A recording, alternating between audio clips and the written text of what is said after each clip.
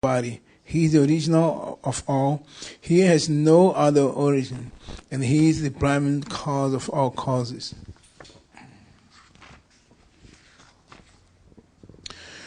The spiritual place of transcendental pastime of Krishna is portrayed in the second verse.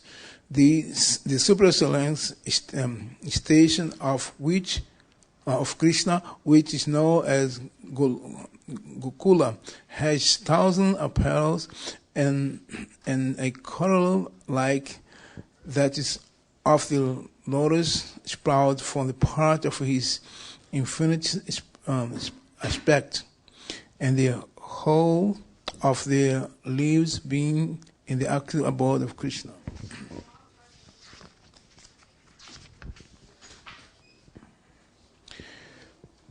The whole of that transcendental lotus is the realm wherein dwell Krishna, is the hexile figure, the abode of all indwelling,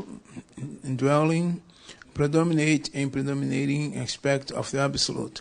Like the diamond and the center supporting figures of self-illumination, Krishna stands at the transcendental source of all potency. The whole name consists of 8 transcendental letters, is manifest in the hexagonal figure of this six-fold division.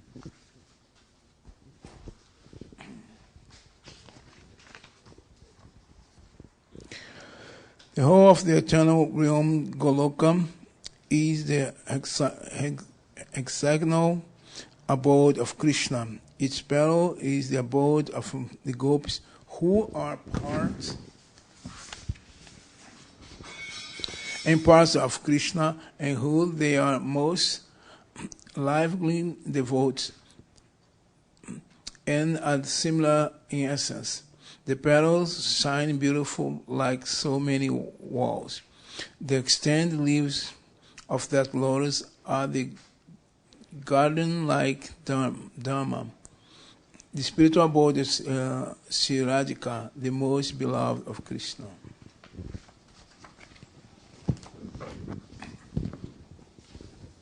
The surrounding external place of Gokula is described in this verse.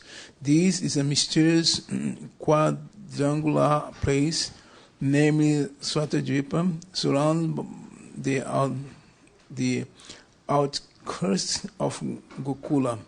Svatadvipa is divided in 4 parts and all sides. The abode of Vasudeva, Sankarsana, Pradyumna, and Aniruddha are separately located in each of these 4 parts. These 4 divisions above are enveloped by the fourth-fold human requirements, such as peace, wealth, passion, and liberation, and all by the 4 Vedas, Sama, Yadu, and Atava, which deal with the mantra and which are the base of achievement of the fourth-fold mundane requirement. 10 tridents are fixed in the 10 directions, include the zenith and nidhi. The 8th direction of the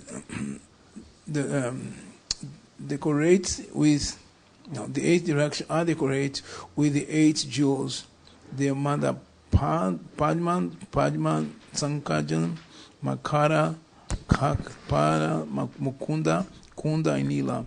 There are 10 protector, Dik and Pila. All of them all of the 10 directions in the form of mantra.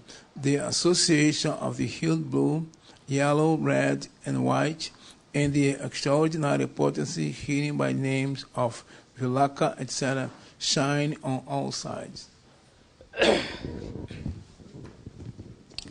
The Lord of Gokula is the transcendental supreme Godhead, the own self of eternal ecstasis.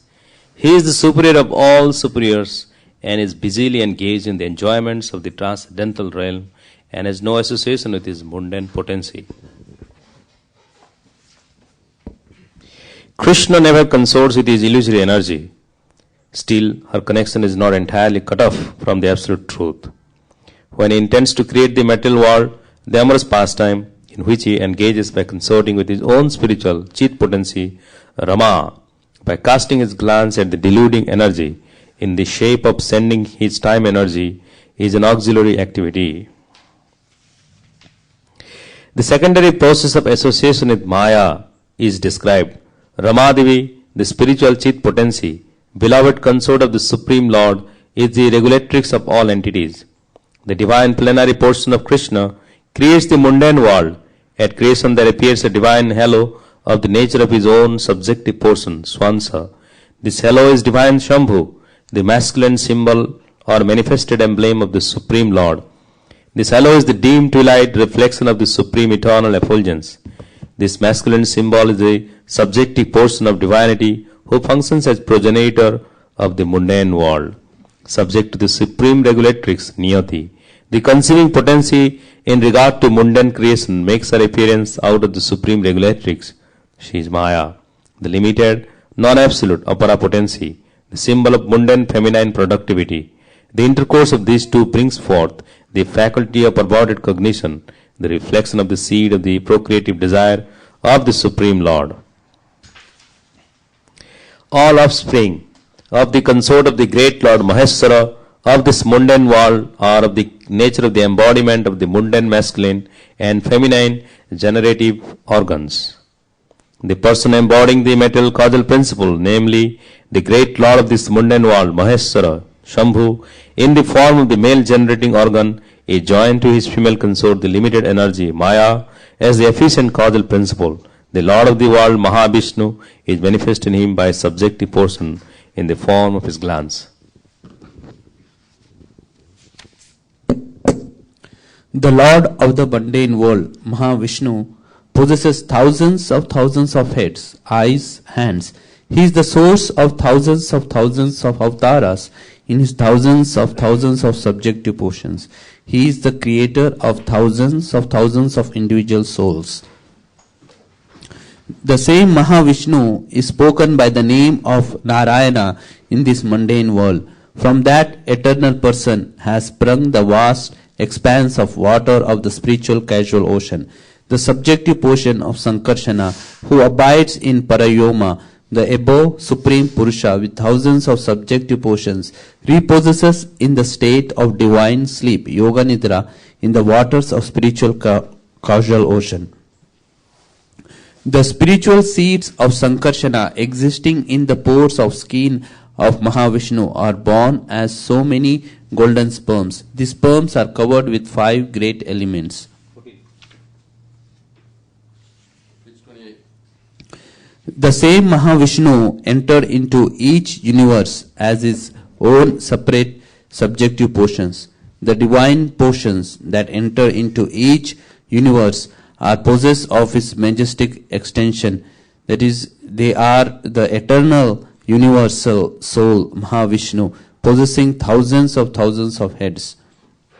The same Mahavishnu created Vishnu from his left limb, Brahma, the first progenitor of beings, from his right limb, and from the space between his 2 eyebrows, Shambhu, the divine masculine manifested halo.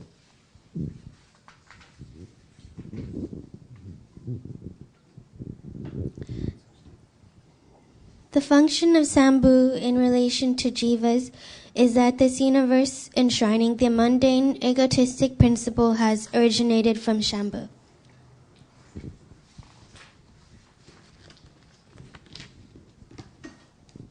Thereupon the same great personal Godhead, assuming the threefold forms of Vishnu, Prajapati, and Shambhu, entering into the mundane universe, plays the pastimes of preservation, creation, and destruction of this world.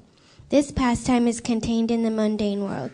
Hence, it being perverted, the Supreme Lord, identical with Mahavishnu, prefers to consort with the goddess Yoga Nidra, the constituent of his own spiritual chit potency, full of the ecstatic trance of eternal bliss appertaining to his own divine personality. When Vishnu, lying in the ocean of milk, wills to create this universe, a golden lotus springs from his navel pit. The golden lotus with its stem in the abode of Brahma, representing Brahmaloka or Satyaloka. Before their conglomeration, the primary elements in their nascent state remained originally separate entities. Non-application of the conglomerating process is the cause of their separate existence. Divine Mahavishnu, primal Godhead, through association with his own spiritual chit potency, moved Maya, and by the application of the conglomerating principle, created those different entities in their state of cooperation. And after that, he himself consorted with Yoga Nidra by way of his eternal dalliance with his spiritual chit potency. By conglomerating all those separate entities, he manifested the innumerable mundane universes and himself entered into the inmost recess of every extended conglomerate, Virad Vigraha. At that time, those jivas who had laid dormant during the cataclysm were awakened.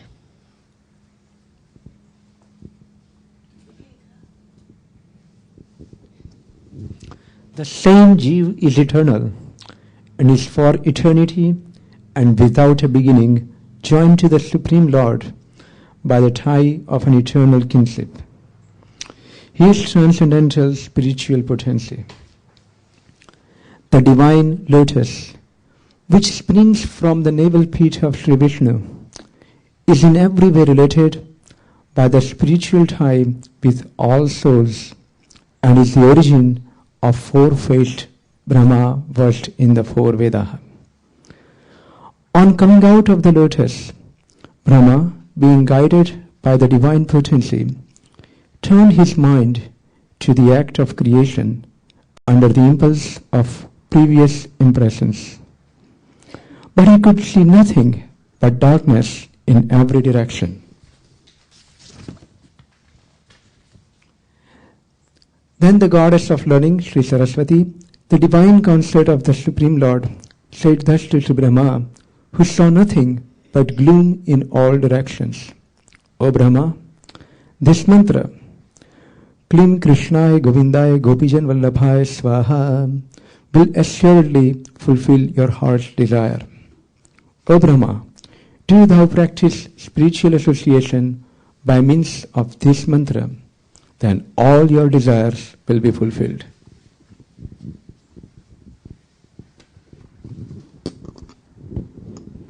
Brahma, being desirous of satisfying Govinda, practiced the cultural acts for Krishna in Goloka, the Lord of Svetadipa, for a long time. His meditation ran thus: there exists a divine lotus of 1,000 petals, augmented by millions of filaments, in the transcendental land of Goloka.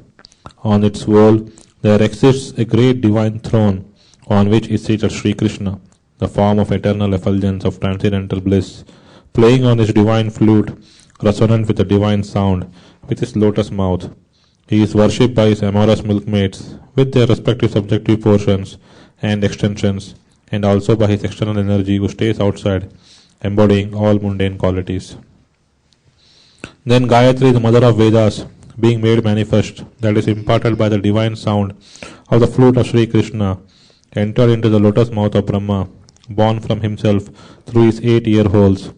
The lotus-born Brahma, having received the Gayatri, sprung from the flute song of Sri Krishna, attained the status of the twice-born, having been initiated by the supreme primal perceptor, the Godhead himself. Enlightened by the recollection of that Gayatri, embodying the 3 Vedas, Brahma became acquainted with the expanse of the ocean of truth. Then he worshipped Sri Krishna, the essence of all Vedas, with this hymn: I worship Govinda, the primeval Lord, the first progenitor who is tending the cows, yielding all desire, in abodes built with spiritual gems, surrounded by millions of purpose trees, always served with the great reverence and affection by hundreds of thousands of Lakshmis or Gopis. I worship Govinda, the primeval Lord, who is adept in playing on his flute, with the blooming eyes like lotus petals, with head decked with peacock feathers, with a figure of beauty tinged with the hue of blue clouds, and his unique loveliness charming millions of cupids. I worship Govinda, the primeval Lord, round whose neck is swinging a garland of flowers beautiful with the moon locket, whose two hands are adored with the flute and jeweled ornaments, who always reveals the pastimes of love, whose graceful, threefold bend form of Shyama Sundar is eternal manifest. I worship Govinda, the primeval Lord, whose transcendental form is full of bliss, truth, substantiality, and is thus full of most dazzling splendor. Each of the limbs of the transcendental figure possesses in himself the full-fledged functions of all the organs, and eternally sees, maintains, and manifests the infinite universes, both spiritual and mundane.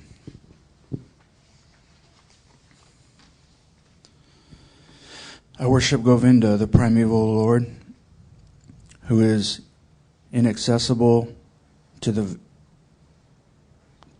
Vedas, but obtainable by pure unalloyed devotion of the soul, who is without a second, who is not subject to decay, who is without a beginning, whose form is endless, who is the beginning and the eternal Purusa, yet he is a person possessing the beauty of blooming youth.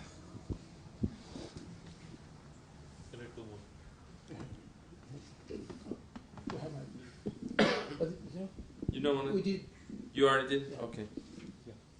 Shubha, you can read two more, and then I'll read. Okay.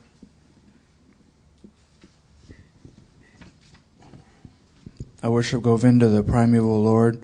Only the tip of the toe of whose lotus feet is approached by the yogis who aspire after the transcendental and betake themselves to pranayama by drilling the respiration, or by the yanis who try to find out the non-differentiated Brahman by the process of elimination of the mundane extended over thousands of millions of years. He is an indifferentiated entity, as there is no distinction between potency and the possessor thereof. In his work of creation of millions of worlds, his potency remains inseparable. All the universes exist in him, and he is present in his fullness in every one of the atoms that are scattered throughout the universe, and one and the same. Such is the primeval Lord who I adore. I adore the same Govinda, the primeval Lord, in whose praise men who are imbued with devotion sing the mantra suktas told by the Vedas by gaining their appropriate beauty, greatness, thrones, conveyances, and ornaments. I worship Govinda, the primeval Lord, residing in his own realm, Goloka, with Radha, resembling his own spiritual figure, the embodiment of the ecstatic potency possessed of the 64 artistic activities, in the company of her confidants, Sakhis, embodiments of the extensions of her bodily form, permeated and vitalized by his ever-blissful spiritual rasa. I worship Govinda, the primeval Lord, page 74, who is Shyama Sundara, Krishna himself, with inconceivable, innumerable attributes, whom the pure devotees see in their heart of hearts with the eye of devotion tinged with the salve of love.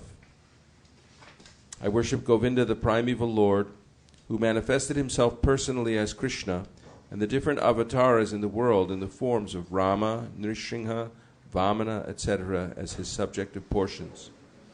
I worship Govinda, the primeval Lord, whose effulgence is the source of the non-differentiated Brahman mentioned in the Upanishads, being differentiated from the infinity of glories of the mundane universe, appears as the indivisible, infinite, limitless truth. I worship Govinda, the primeval Lord, who is the absolute subject principle, being the ultimate entity in the form of the support of all existence, whose external potency embodied their threefold mundane quality, Satya, Raja, and Tama, and diffused the Vedic knowledge regarding the mundane world.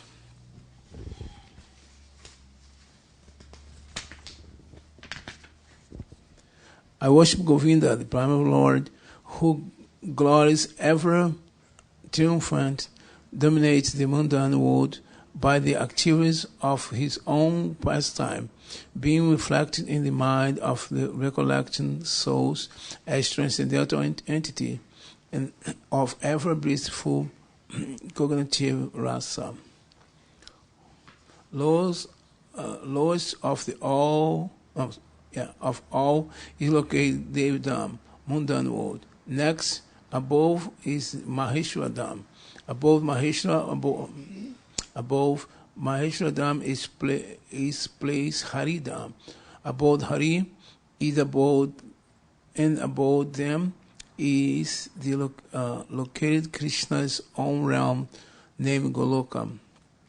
I adore the primary Lord Govinda, who has allotted their respective authority to the rules of those graded realms.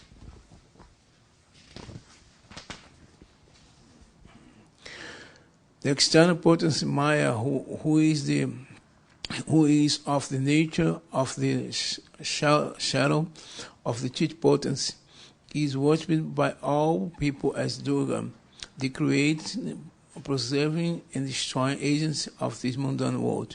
I adore the primal Lord Govinda, in accord with whose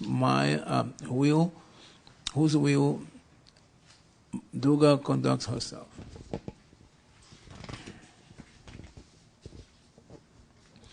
Just as milk is transformed into curd by the action of accident, but yet the effect curd is neither the same as no different from its cause. Milk, so I adore the primal Lord Govinda, of whom the state of Shambhu is transformation for the performance of the work of destruction. The light of one candle being communicated to other candles, although it burns separately in them, is the same in its quality. I adore the primal Lord Govinda, who exhibits himself equally in the same mobile manner in his various manifestations.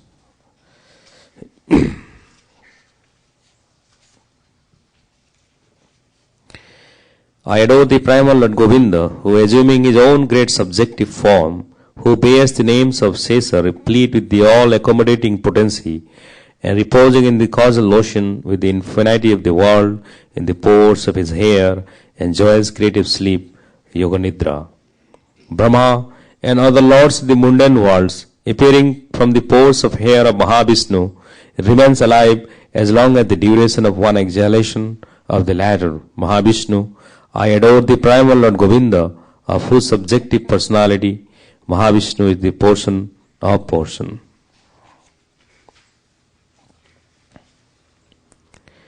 I adore the primal Lord Govinda, from whom the separated subjective portion Brahma receives his power for the regulation of the mundane world, just as the sun manifests some portion of his own light in all the effulgent gems that bear the names of Suryakanta, etc.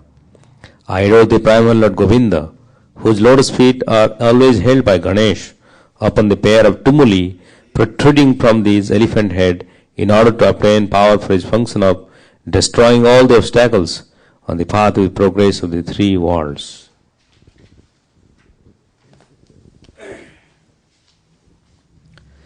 The three worlds are composed of the 9 elements, namely fire, earth, ether, water, air, direction, time, soul, and mind.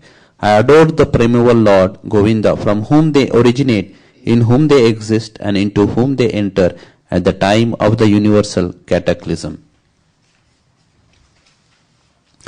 The sun, who is the king of all the planets, full of infinite effulgence, the image of the good soul, is as the eye of this world. I adore the primeval Lord Govinda, in pursuance of whose order the sun performs his journey, mounting the wheel of time. I adore the primeval Lord Govinda, by whose conferred power are maintained the manifested potencies that are found to exist of all virtues, all vices, the Vedas, the penances, and all jivas, from Brahma to the meanest insect. I adore the primeval Lord Govinda, who burns up to their roots all fruitive activities of those who are imbued with devotion, and impartially ordains for each the due enjoyment of the fruits of one's activities, of all those who walk in the path of work in accordance with the chain of their previous performed works, no less in the case of the tiny insect that bears the name of Indragopa than in that of Indra, king of the Devas. I adore the primeval Lord Govinda, the mediators of whom, by meditating upon him under the sway of wrath, amorous passion, natural friendly love, fear, parental affection, delusion, reverence, and willing service, attain to bodily forms befitting the nature of their contemplation.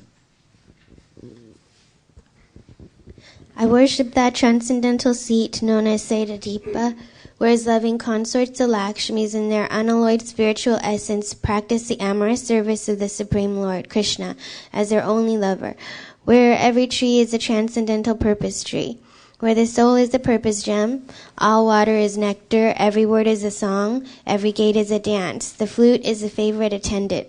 Effulgence is full of transcendental bliss, and the supreme spiritual entities are all enjoyable and tasty, where numberless milk cows always emit transcendental oceans of milk, where there is eternal existence of transcendental time, who is ever present and without past or future, and hence is not subject to the quality of passing away, even for the space of half a moment. That realm is known as Goloka only to a very few self-realized souls in this world.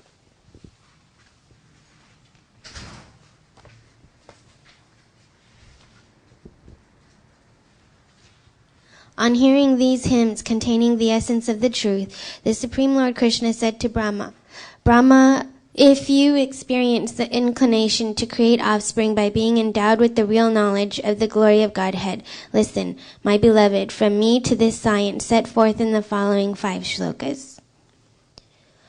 When the pure spiritual experience is excited by means of cognition and service, bhakti, super excellent unalloyed devotion characterized by love for Godhead is awakened towards Krishna, the beloved of all souls. The highest devotion is attained by slow degrees by the method of constant endeavor for self-realization with the help of scriptural evidence, theistic conduct, and perseverance in practice. These preliminary practices of devotion, sadhana bhakti, are conducive to the realization of loving devotion. Loving devotion, then, whom there is no superior well-being, who goes hand in hand with the attainment to the exclusive state of supreme bliss, and who can lead to myself.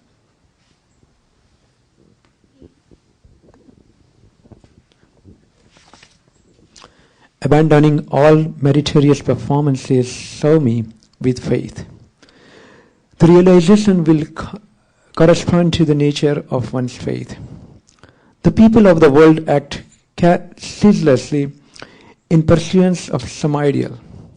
By meditating on me, by means of those deeds, one will obtain devotion characterized by love in the shape of the supreme service.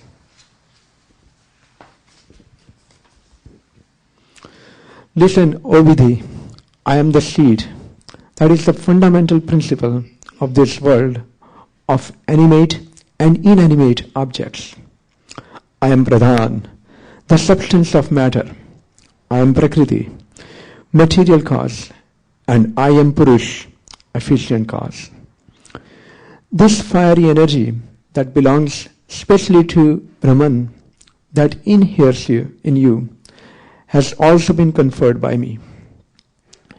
It is by bearing this fiery energy that you regulate this phenomenal world of animate and inanimate objects.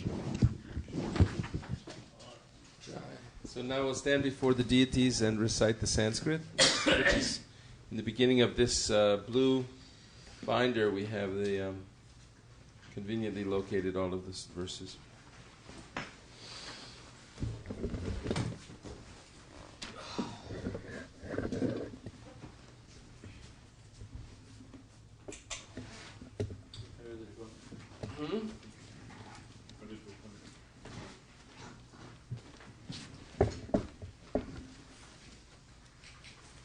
Ishvara Parama Krishna Sachidananda Vigraha Anadiradir Govinda Sarvakarana Karanam Sahasra Patra Kamalang Gokulakyang Mahatpadam Tatkarnikarang Tadhama Tad Anantangsha Sambhavam Karnikarang Mahadyantrang Shatkonang Vajrakilakam Shadanga Shatpati Sthanam Prakritya Purushena Cha Premananda Mahananda Rasena Vastitam Hiyat Jyoti Rupena Manuna Kama Bijena Sangatam Tatkinjalkang Tadangshanang Tatpatrani Shriyamapi Chaturasrang Chatparitaha Shveta Dvipakyam Adbhutam Chaturasrang Chaturmurtesh Chaturdhama Chatushkritam Chaturbhig Purushartaischa Chaturbhir Hetubhir Vritam Shulair Dashabhir Anadham Urvado Dikvadik Shupi Ashtabhir Nidhibir Jushtam Ashtabhik Siddhibistata Manugrupaischa Dashabhir Dikpalaik Parito Vritam Shamair Goraischa Raktaischa Shuklaischa Parshadarshabhahi Shobhitang Shaktibhistabhir Adbhutabhik Samantataha Evang Jyotirmayo Devaha Saranandak Paratparaha Atma Ramasya Tasyasti Prakrityana Samagamaha Mayaya Ramamanasya Naviyogastaya Saha Atmana Ramaya Reme Tyaktakalang Sisrikshaya Niyatiksa Rama Devi Tatpriya Tadvashang Tada Tallingang Bhagavan Shambhur Jyotirupak Sanatanaha Yayoniksa para shaktihi kamo bijang mahattare linga yonyatmika jata ima maheshwari prajaha shaktiman purushak soyang linga rupi maheshwaraha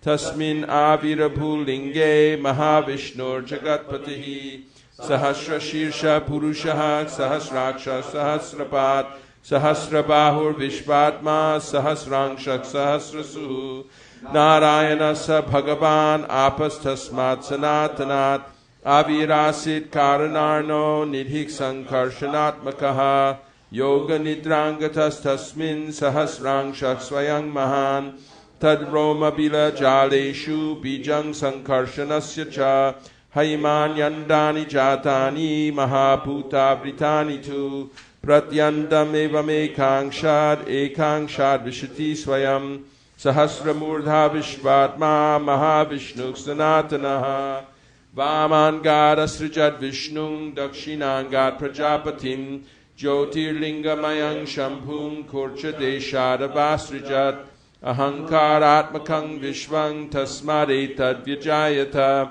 Atathaistribidhair Veshair Leelam Udvahatakila Yoga Nidra Bhagavati Tasya Shri Riva Sangata Sisrikshayang tato nabhes tasya padmang viniryayo tannalang hema nalinam brahmano lokamadbhutam tatvani purvarudhani karanani parasparam samavaya prayogacha vibhinnani pritak pritak chitshaktya sajjamanota bhagavanadi purushaha yojayanmayaya devo yoga nidrama kalpayat Yojayitva tutanyeva pravivesha swayanguhang guhang pravishte tasmingstu jivatma pratibhudyate sanityo nitya sambandhak prakritischa paraivasa evang sarvatma sambandhang nabhyang padmang harer abhut tatra brahma bhavat bhuyash chaturvedi chaturmukhaha Sanjato Bhagavat Shaktya Tatkalang Kila Choditaha Sisrikshayang Mating Chakre Purva Sanskara Sanskritaha Tadarsha Kevalang Dvantang Nanyat Kim Api Sarvataha Uvacha Puratas Tasmai Tasya Divya Saraswati Kama Krishnaya Govinda He Gopi Jana Idyapi Vallabhaya Priyavahner Mantrang Te Dasyati Priyam Tapastvang Tapa Ekena Tavasidhir Bhavishyati Atha Tepe Sasuchirang Prinan Govindamavyayam Shweta Dvipapating Krishnang Golokastang Parat Param Prakritya Gunarupinya Rupinya Paryupasitam Sahasradala Sampanne Koti Kinjal Kabringhite Bhumish Chintamanis Tatra Karnikare Mahasane Sinang Chidanandang Jyoti Rupang Sanatanam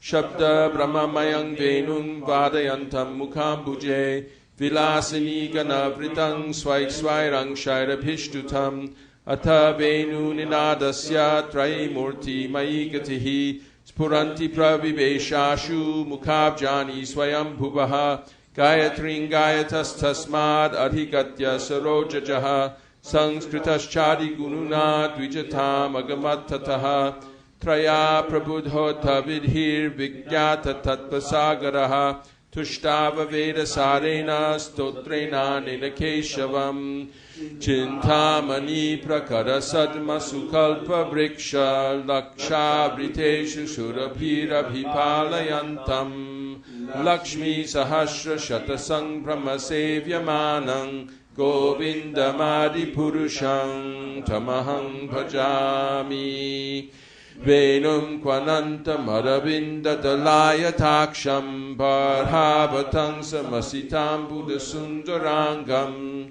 Kandarpakoti Kamaniya Vishesha Shobham Govindamadi Purushang Tamahang Bhajami Alola Chandra Kalasad Vanamalya Bangshi Ratnangadang Pranaya Keli Kalavilasam Shamang Tribhanga Lalitang Niyata Prakashang Govindamadi Purushang Tamahang Bhajami Angani Yasya Sakalendriya Vrittimanti Pashyanti Panti Kalayanti Chirang Jaganti Ananda Chinmaya Sadujvala Vigrahasya Govindamadi Purushang Tamahang Bhajami Advaitam Achyutam Anadim Anantarupam Madhyang Purana Purushang Navayovanang Cha Vedeshu Durlabham Adurlabham Atma Bhaktau Govindamadi Purushang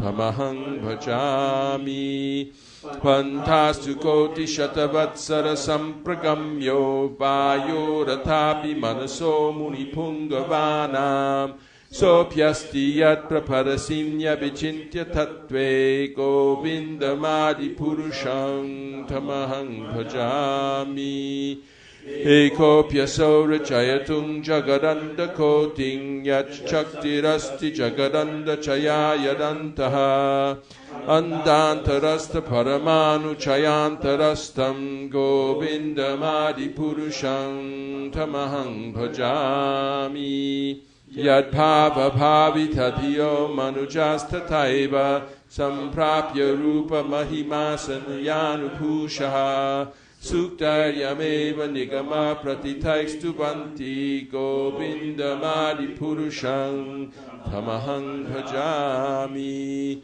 ananda chinmaya rasa pratibhavitabhistapirya eva nijarupataya kalabhihi Goloka eva nivasatya kilatma puto Govindamadi Purushang Tamahang Bhajami Premanjanachurita Bhakti Vilochanena Santak Sadaiva Hridayeshu Vilokayanti Yanshama Sundaram Achintya Gunasvarupam Govindamadi Purushang Tamahang Bhajami Murtishu kalani amena tishtan Nanavataram akarod bhuvaneshu kintu Krishna swayam samabhavat paramak pumanyo Govindamadi purusham tamaham bhajami Yasya prabha prabhavato jagadanda koti Kotishvashesha vasudhadi vibhuti bhinnam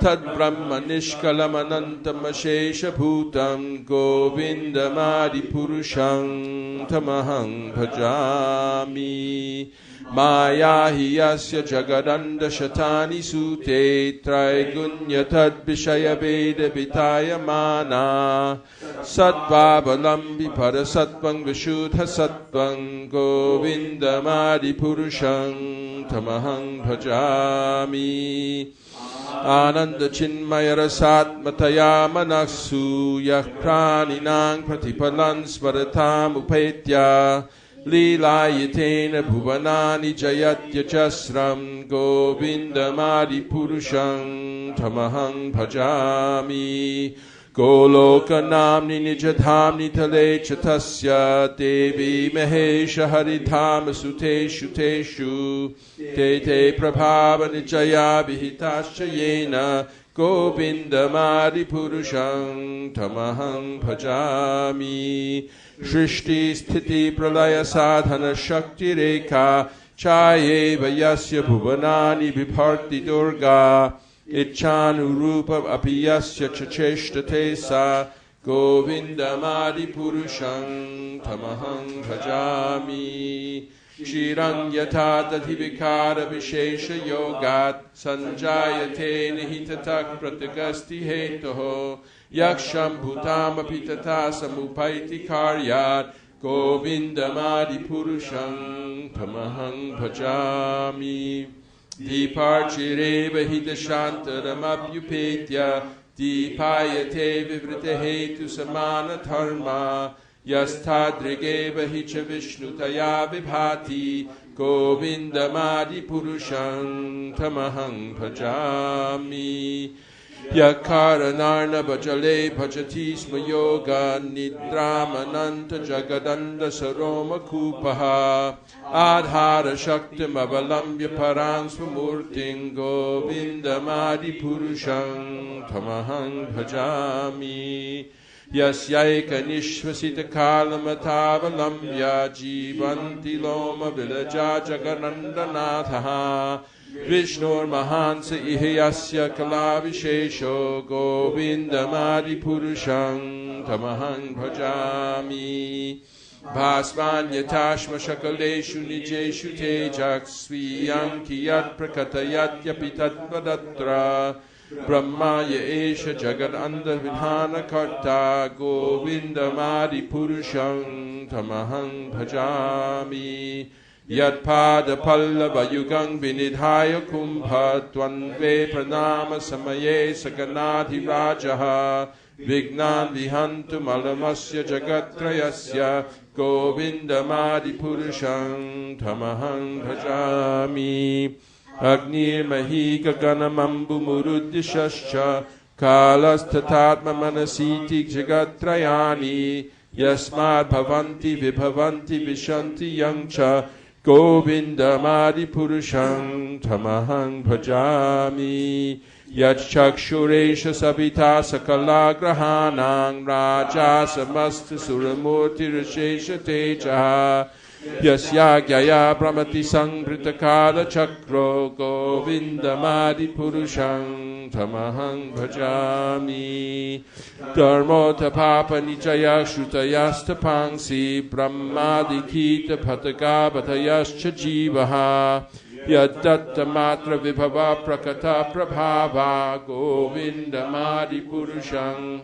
tamaham bhajami Yastvindra gopa matavendra mahosva karma Bandhanurupa palabhachana matanoti Karmani nirdahati kintu cha bhakti bhajang Govindamadi purusham tamaham bhajami Kama sahaja pranayadi piti vatsalya moha guru gaurava sevya bhavahi sanchintya tasya sadrishing tanamapurete govindamadi purushang tamahang bhajami govindamadi purushang tamahang bhajami Shriya Kantaha Kantaha Parama Purusha Kalpataravo Druma Bhumischinta Mani Ganamayi Toyamamritam Katha Ganang Natyang Gamanam Apibangshi Priyasakhi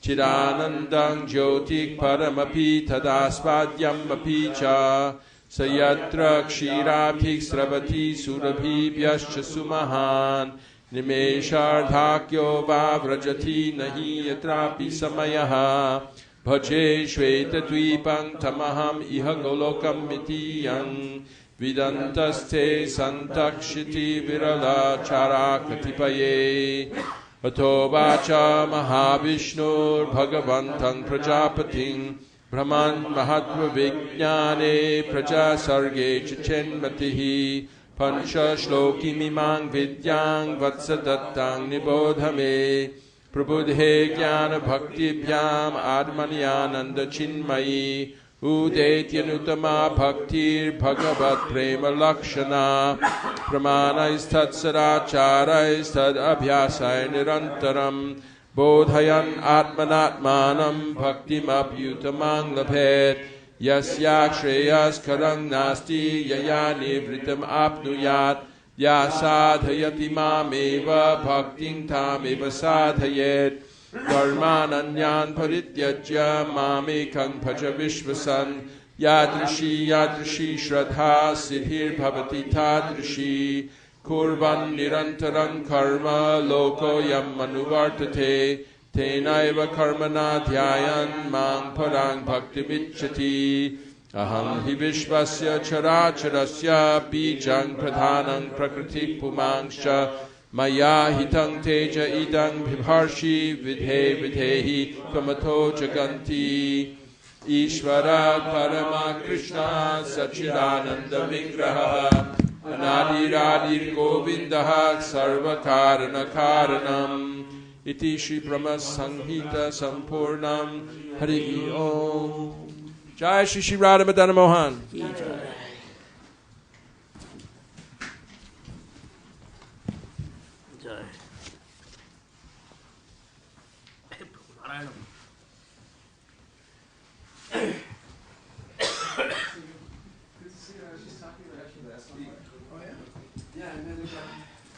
The guy's coming to the Berkeley Temple now, who's a martial arts instructor for kids.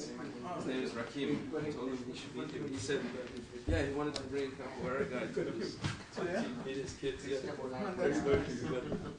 But you should, do you ever go over to Berkeley? I go sometime. Yeah.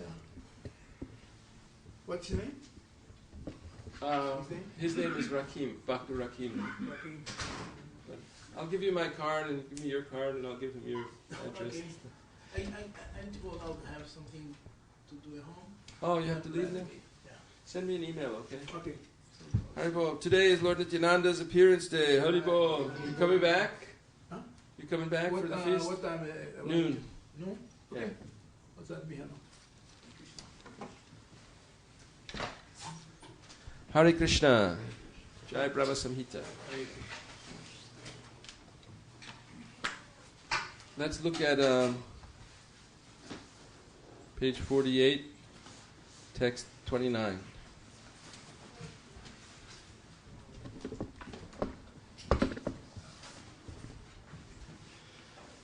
Chintamani prakarasad mashukalpa vriksha lakshavriteshu shurabhirabhipalayantam Lakshmi sahasrashata sanghramasevyamanam gopindamadi purushang tamahang bhajami. Please repeat word for word. Chintamani, touchstone. Prakara, groups made of. Sadmasu, in abodes. Kalpabriksha of desire trees. Laksha by millions. Avriteshu surrounded. Surabhihi surabhi cows. Abhipalayantam tending. Lakshmi of goddesses of fortune. Sahasra of thousands. Shata by hundreds. Sambrahma with great respect. Sevyamanam being served. Govindam Govinda. Adi Purusham the original person. Tam him. Aham I. Pajami worship. Translation: I worship Govinda, the primeval Lord, the first progenitor, who is tending the cows, yielding all desire, in abodes built with spiritual gems, surrounded by millions of purpose trees, always served with great reverence and affection by hundreds of thousands of Lakshmis or Gopis. Please repeat. I worship Govinda, the primeval Lord, the first progenitor, who is tending the cows, yielding all desire, in abodes built with spiritual gems, surrounded by millions of purpose trees, always served with great reverence and affection by hundreds of thousands of Lakshmis or Gopis.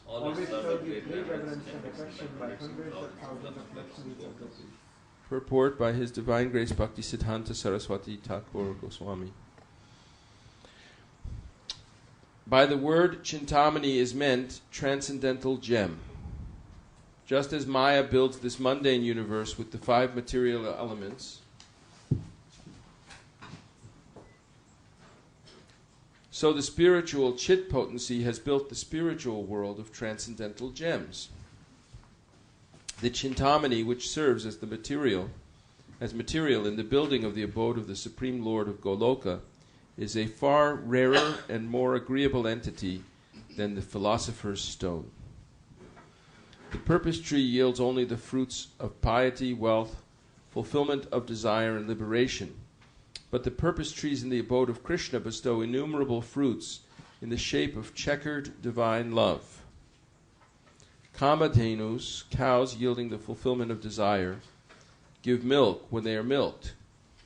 But the Kamadhenus of Goloka pour forth oceans of milk in the shape of the fountain of love, showering transcendental bliss that does away with the hunger and thirst of all pure devotees. The words Laksha and Sahasrashata signify endless numbers. The word Sambrahma or Sadhara indicates being saturated with love.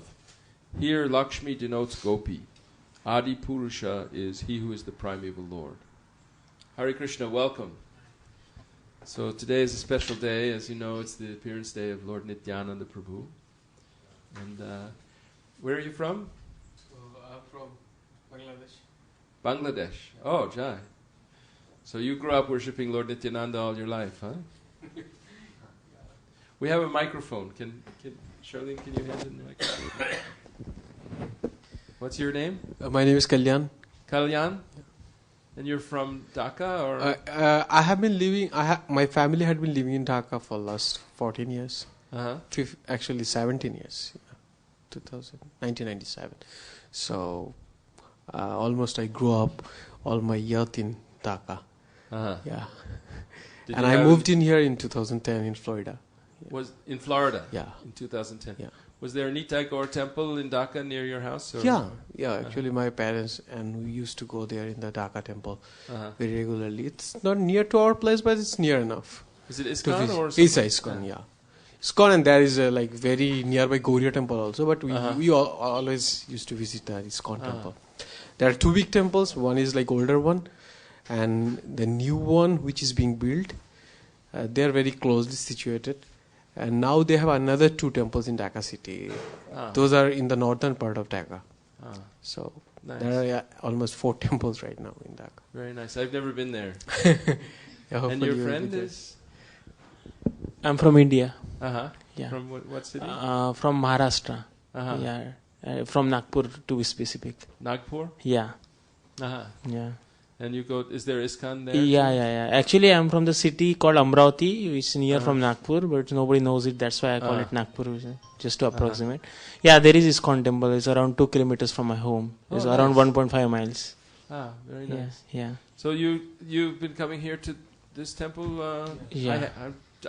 I come on Saturday only, so. Yeah.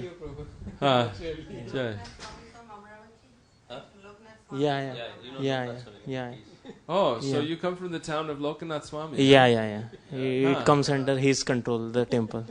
When he came to Miami in 1980, or probably 1980 or something like that, Bir Krishna Maharaj gave me the nectarian service of taking Lokanath Maharaj all around. He wanted to see what the city was like, Miami, Florida, Miami Beach, the university, the different islands and different things like that. And I got to drive him all around and show him and explain everything to him. Haribol Kanka. So today's appearance of Lord Nityananda, but before we start reading about Lord Nityananda's pastimes and discussing them, we just read this verse and purport. The first of the Govindamari Purushang Tamahang Bhajami. It's verse 29 of the chapter. And of course, this from verse 29 all the way until verse 54, or 55 actually, we have a series of these verses. So it's like 26 or something verses that end Govindamadi Purushang Tamahang Bhajami, and they have this same beautiful meter. That so this is part of this great beautiful hymn that's composed, and then this is the central part where it has that one meter, and this is the first one, and it's describing Krishna, and but not just Krishna, but also his abode. What it's like. Who's Krishna? He's not all alone. Just God all alone on a pedestal or something like that, but His God with his dear associates, the cows, the spiritual abode that's made out of Chintamani gems, and also the purpose trees, kalpavrikshas, and the Kamadhenu cows. They're not ordinary cows. They're not even ordinary heavenly Surabhi cows, and the purpose trees are not even ordinary heavenly purpose trees. But these are spiritual purpose trees. And the gopis, who are all the goddesses of fortune, who are taking the form of simple village maids because they're imbued with this great intimate love of Krishna. So this is a beautiful, Brahma Samhita is a beautiful scripture with so many beautiful prayers. And the idea is that Krishna's abode, Vrindavan, Goloka, is the greatest attainment, the greatest residence. Lord Brahma also in the Srimad Bhagavatam, he took the cowherd boys and calves and hid them, and then when he came back a year later, he was astonished to see that they were still there. But they all turned into Narayans, and they started circumambulating Krishna and worshipping Krishna, little Krishna. And then they showed him, so many things, universal form, everything. And he became very astonished and bewildered. He was defeated by the mystic power of Krishna, even though he's supposed to be the greatest personality of the universe. Even the demigods like Lord Indra have to, follow him. He's their god for them. So he prayed like that my highest great fortune would be if I could become one of the residents of this village, Vrindavan, and get the dust of the lotus feet of Krishna, because he plays here with his lotus feet all the time. So this would be my greatest fortune. So here in Brahma Samhita, he's similarly been meditating on this abode of Krishna, and then he gets initiated. The sound of Krishna's flute comes into his ears, which is the Gayatri mantra, and through his ears into his mouth, and he recollects that Gayatri mantra, and he becomes fully enlightened and fully acquainted with the ocean of truth, And then he composes this beautiful hymn about this realm of Krishna, Chintamani Dham, that everything is made of these spiritual gems. We think of, if you get one little diamond, 2 carats or something like that, it's $10,000 or $15,000. If it's a really nice one, it might be $20,000 or $30,000, and if it's 4 carats, it's $600,000 or whatever. But in Krishna's realm, everything is made out of much finer jewels than that, and these jewels can fulfill all desires. Haribol Shubha. And so, is there any discussion about this verse, or questions or comments, or anything before we go on to discussing Lord Nityananda's pastimes? Charlene, you look like you want to say something. No? Conquer? Pastime with Lord Brahma. Microphone. Because we're being broadcast. Oh. There's another one there too. In the pastime with Lord Brahma, he became so overwhelmed when he saw all of that he almost lost consciousness. Uh-huh. And you can imagine such a great personality as Lord Brahma, who's in charge of this universe. Mm-hmm. And then it goes on, to say that he was just so bewildered. Yes. By the potency of Krishna and the amazement of how power of Krishna and what Krishna did. Even though it was only a moment of Brahma's time that he was away, it was a year on our planet.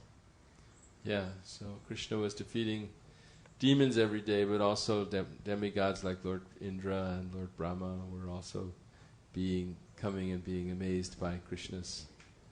Speaking of Indra, I just heard a pastime that said, when Indra was so frustrated after the 7 days of Krishna lifting Govardhan Hill, he went home and he wouldn't even speak to his wife.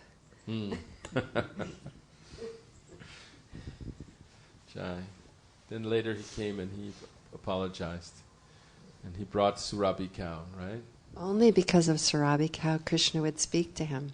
Uh-huh. Because he had to go to Surabhi cow and beg him to get Krishna's mercy, because Krishna was ignoring him. He was just walking by him, not paying any attention to him. Hare Krishna. So it was only because of Surabhi cow. Because Surabhi would come. Surabhi begged Krishna, please forgive him. Krishna is always affectionate to cows. Yeah. There's a place in Jatipur, near Jatipur, where that's called Surabhi Kunj in Govardhan Hill area. There's a lake there where Indra offered apologies to Krishna, and it's a good place to become forgiven of your offenses. If you go there to Braj, and Surabhi cow gave like milk that bathed Krishna, and they made a pond out of it. So, anything else? Also, isn't Govinda Kund the place also where the demigods came and then they all did Abhishek after the Govardhan Puja? Where is Govinda Kund? It's a large kund around Govardhan Hill. Right next to the Gopalji temple. Next to Gopalji temple, okay. And when they did the Abhishek and Airavata, the elephant bathed Krishna. Airavata. So that was also when Lord Indra was offering prayers? Yes, because all the demigods came down and joined, and they left all the paraphernalia there that they used to worship Krishna, and the cowherd boys started playing with it, and Mother Jasoda and the inhabitants of Vrindavan came and said, where has this come from? We don't have this kind of paraphernalia. Opulent stuff. Did they let the kids play with it anyway, or did they? Yes. At the demigods, then there was a voice from the sky that said, we just finished worshipping Krishna because he lifted Govardhan Hill. Is this all in the Krishna book? You know what? I just heard it on Radhanath Maharaj's CD, one of the stories. Okay. So I'm not sure. Maybe from the Goswami literature. Yeah, I'm not sure. Okay. Or all the detail. You know, he gets so detailed in his stories. Mm-hmm. And sometimes those details aren't in the Krishna book. Yeah. The Krishna book is basically Srimad Bhagavatam. And then the 6 Goswamis wrote a lot more details in their books. And without getting the mercy of the 6 Goswamis, we won't understand Krishna. I want to read something about that now, about Lord Nityananda. And it's the story from Krishnadas Kaviraj Goswami of how he got initiated by Lord Nityananda. So if you'll bear with me. What's your name again? Kalyan. Kalyan, that's right.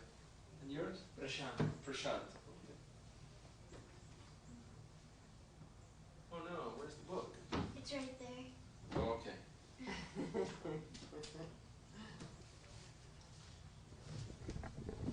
I won't try to read the Bengali or Kalyan would laugh at me. Huh? Ah, Jai. So we're good thing for the American devotees, huh? Because we can't do any Bengali. I want to learn Bengali. Bhakti Siddhanta Saraswati said that people would, just to read this Chaitanya Charitamrita in the original language, they would all want to learn Bengali from all over the world. So that will happen someday. If Bhakti Siddhanta says it, it will definitely happen. So, we're reading from Adi Lila chapter 5, the glories of Lord Nityananda Balaram. And I'm going to skip ahead in the chapter. Maybe we'll go back and read earlier part of the chapter about the tattva of who Lord Nityananda really is. Of course, we know he's Balaram. We know that Srila Prabhupada established in Vrindavan the deity of Krishna Balaram to show that Gaur Nitai, Lord Chaitanya, Lord Nityananda are actually Krishna and Balaram. This we should say something that we were reading last week on Lord Advaita's appearance day about how Gopinath Acharya tried to convince Sarvabhauma Bhattacharya at first about how Lord Chaitanya was really Krishna, and how at first Sarvabhauma Bhattacharya, a big scholar, was skeptical, and he was saying, that the Lord only appears in scheduled incarnations, and the Lord is called Tri Yuga because he only comes in 3 ages, and they had some philosophical discussion where his brother-in-law Gopinath Acharya was explaining, no, that's because he's not a Leela avatar, but he's a Yuga avatar in every age, and he cited Gargamuni. But the point is that nowadays it's popular for people to claim to be an incarnation of God, even though they can't even, control their toothache or whatever. But Lord Chaitanya and Lord Nityananda are not bogus, fake incarnations like that. They're not human beings who, by some, philosophical adjustment or something, we consider that something human is actually the creator of the universe. But they're actually the Supreme Personality of Godhead, from whom Mahavishnu and Lord Shiva and everybody emanates. They're the original and fully potent Godhead. So, this story is something from the pastimes from Krishnadas Kaviraj Goswami's own life. And he tells you that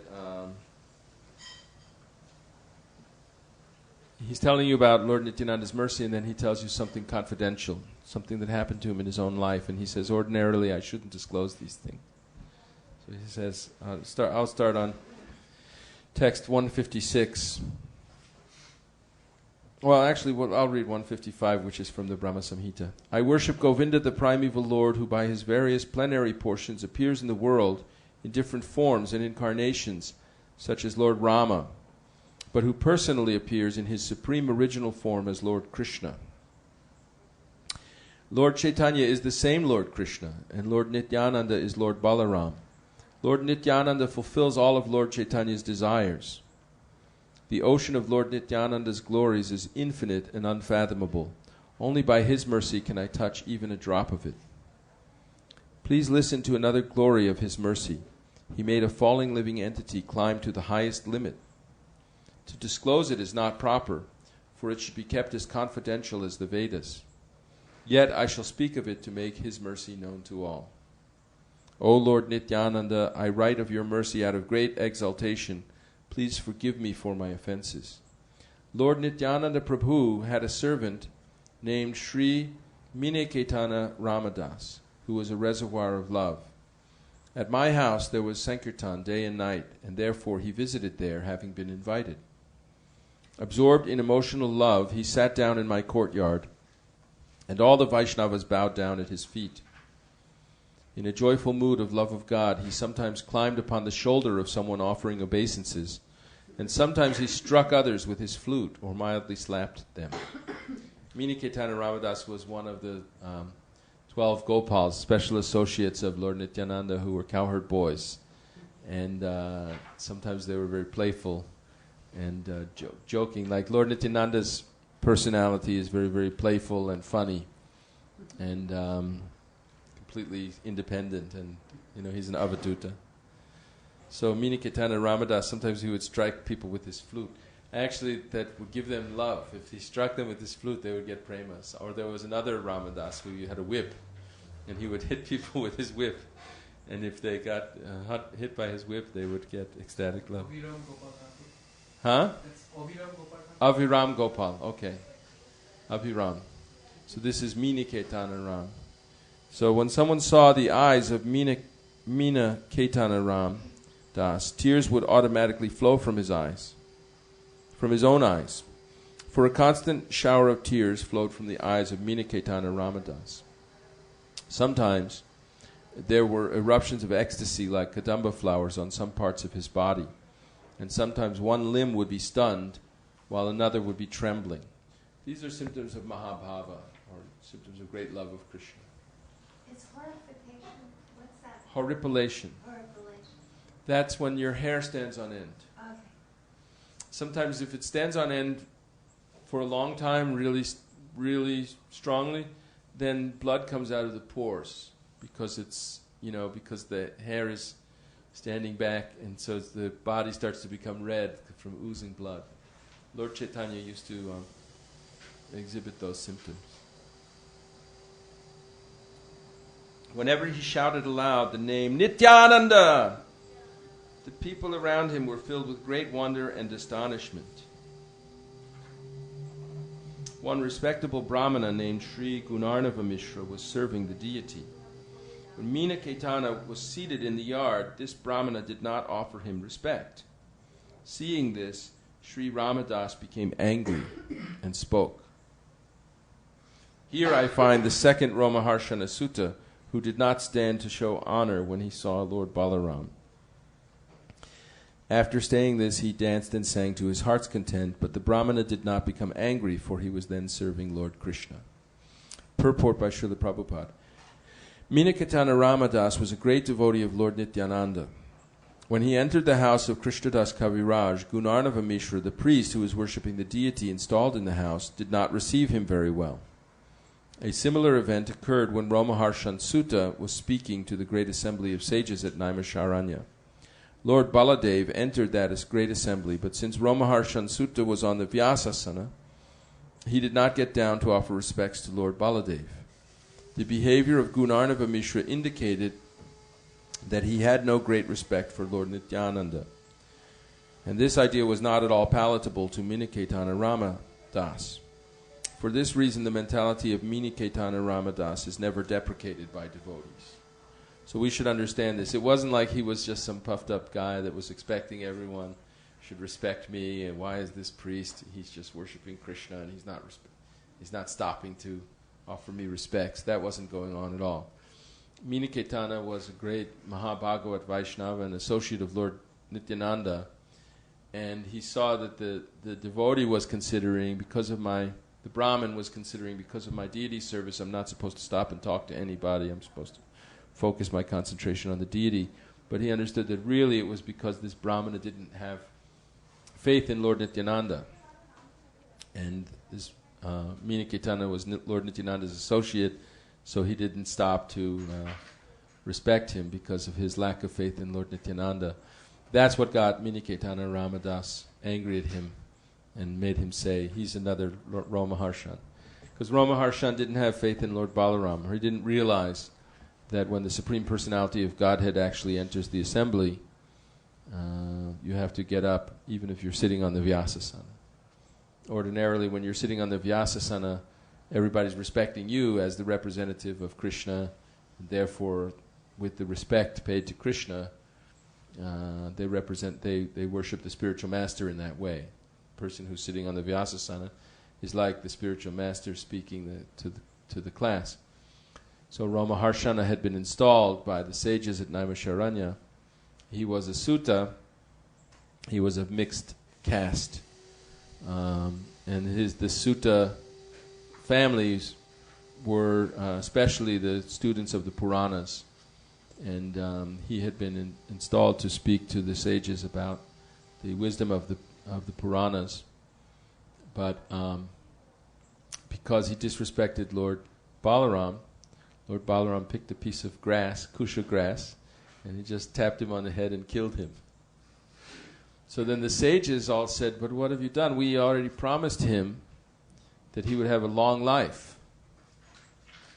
And now you've killed him. And Lord Balaram said, well, if you want, I can bring him back to life. But they said, no, because you're God, so whatever you do is wonderful and we don't want it to be undone. We want you to give him a long life even though you killed him without bringing him back to life. So Lord Balaram said, okay, I can do that, because his son here, Ramaharshan Sutta, his son, Sutta Goswami, he was also a disciple of Vyasadeva. He was also learned and also capable of explaining Srimad Bhagavatam, actually. And he said he lives through his son, Sutta Goswami.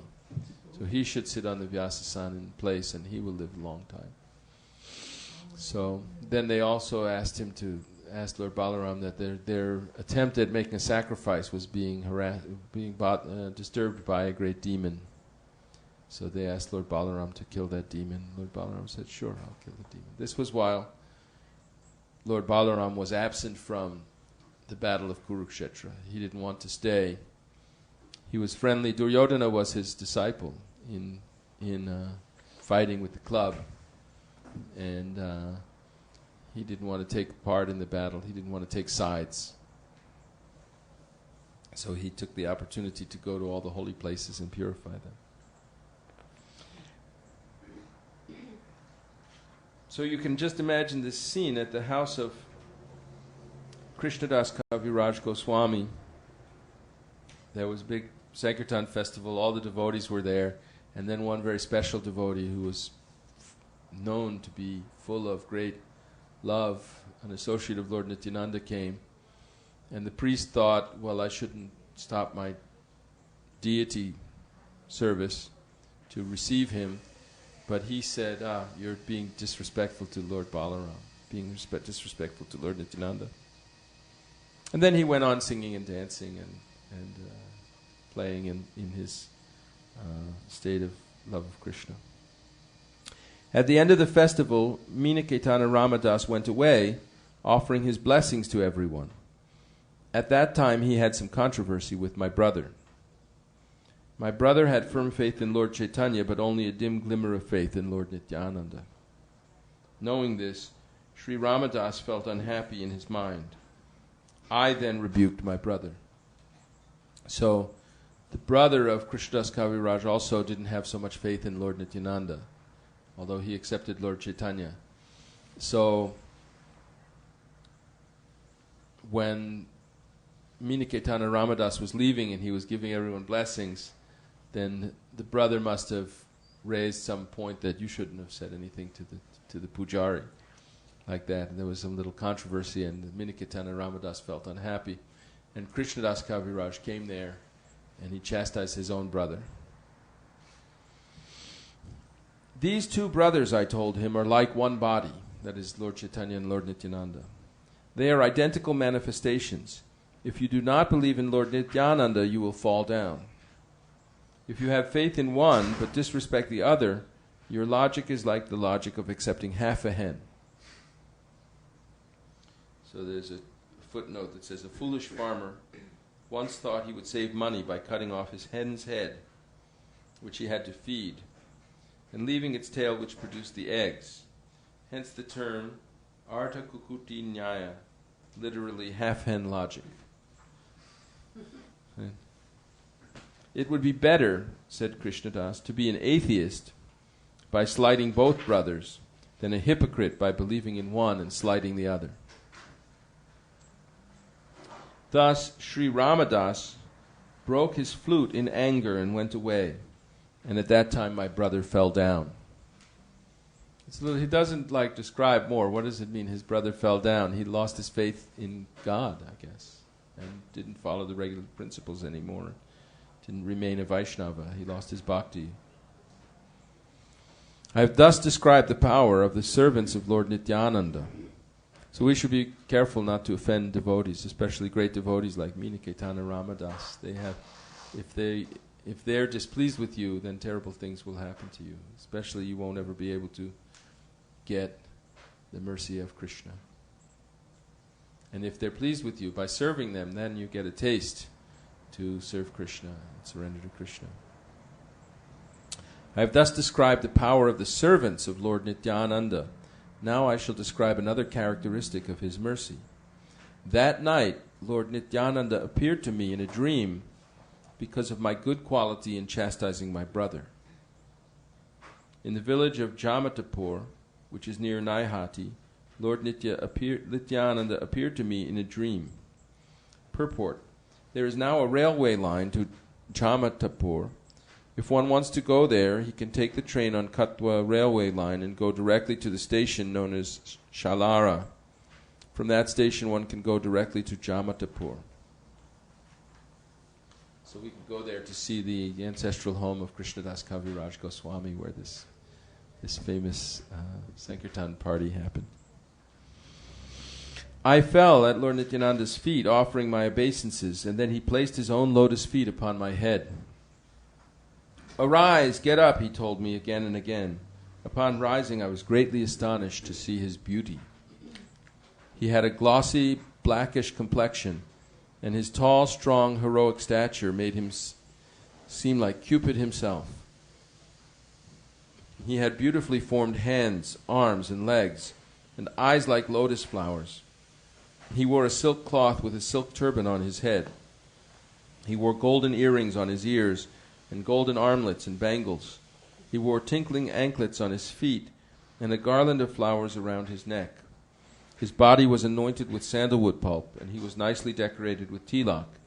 His movements surpassed those of a maddened elephant. His face was more beautiful than millions upon millions of moons, and his teeth were like pomegranate seeds because of his chewing betel. His body moved to and fro, right and left, for he was absorbed in ecstasy.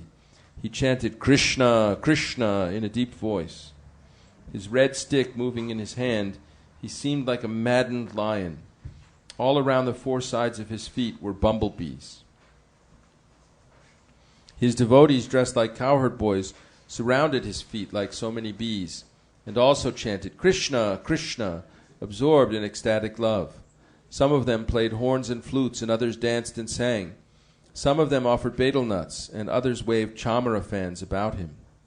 Thus I saw such opulence in Lord Nityananda Swarup. His wonderful form, qualities, and pastimes are all transcendental. So he got this vision of Lord Nityananda in a dream. In Srimad Bhagavatam, we often read about, devotees like Chitraketu Maharaj, or I'm trying to think of some other devotees who, they perform devotional service. Even Dhruva Maharaj, Krishna came down. That's 2 Sri Ishopanishads you have to buy. Vaishesika's rule. If your cell phone goes off, you have to buy an Ishopanishad. So Chitraketu Maharaj, after being instructed by Narada Muni, you know the story, how he had millions of wives, but he couldn't have one child.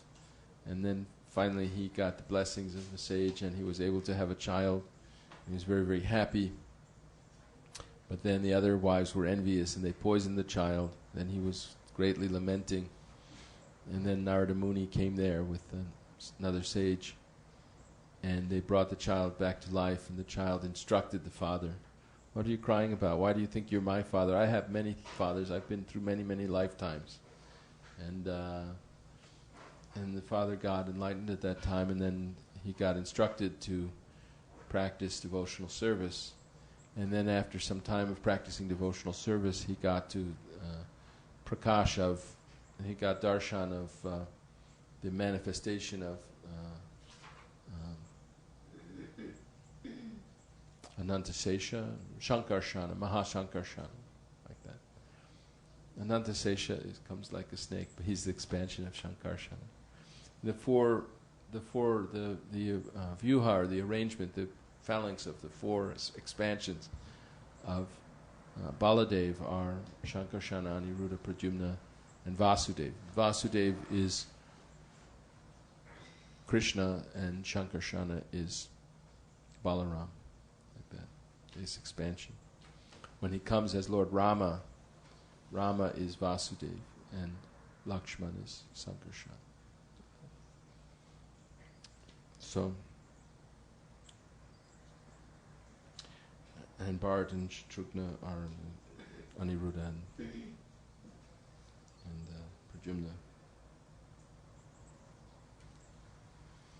I was overwhelmed with transcendental ecstasy, not knowing anything else. Then Lord Nityananda smiled and spoke to me as follows: "Oh, my dear Krishna Das, do not be afraid. Go to Vrindavan, for there you will attain all things." After saying this, he directed me toward Vrindavan by waving his hand, and then he disappeared with his associates. I fainted and fell to the ground.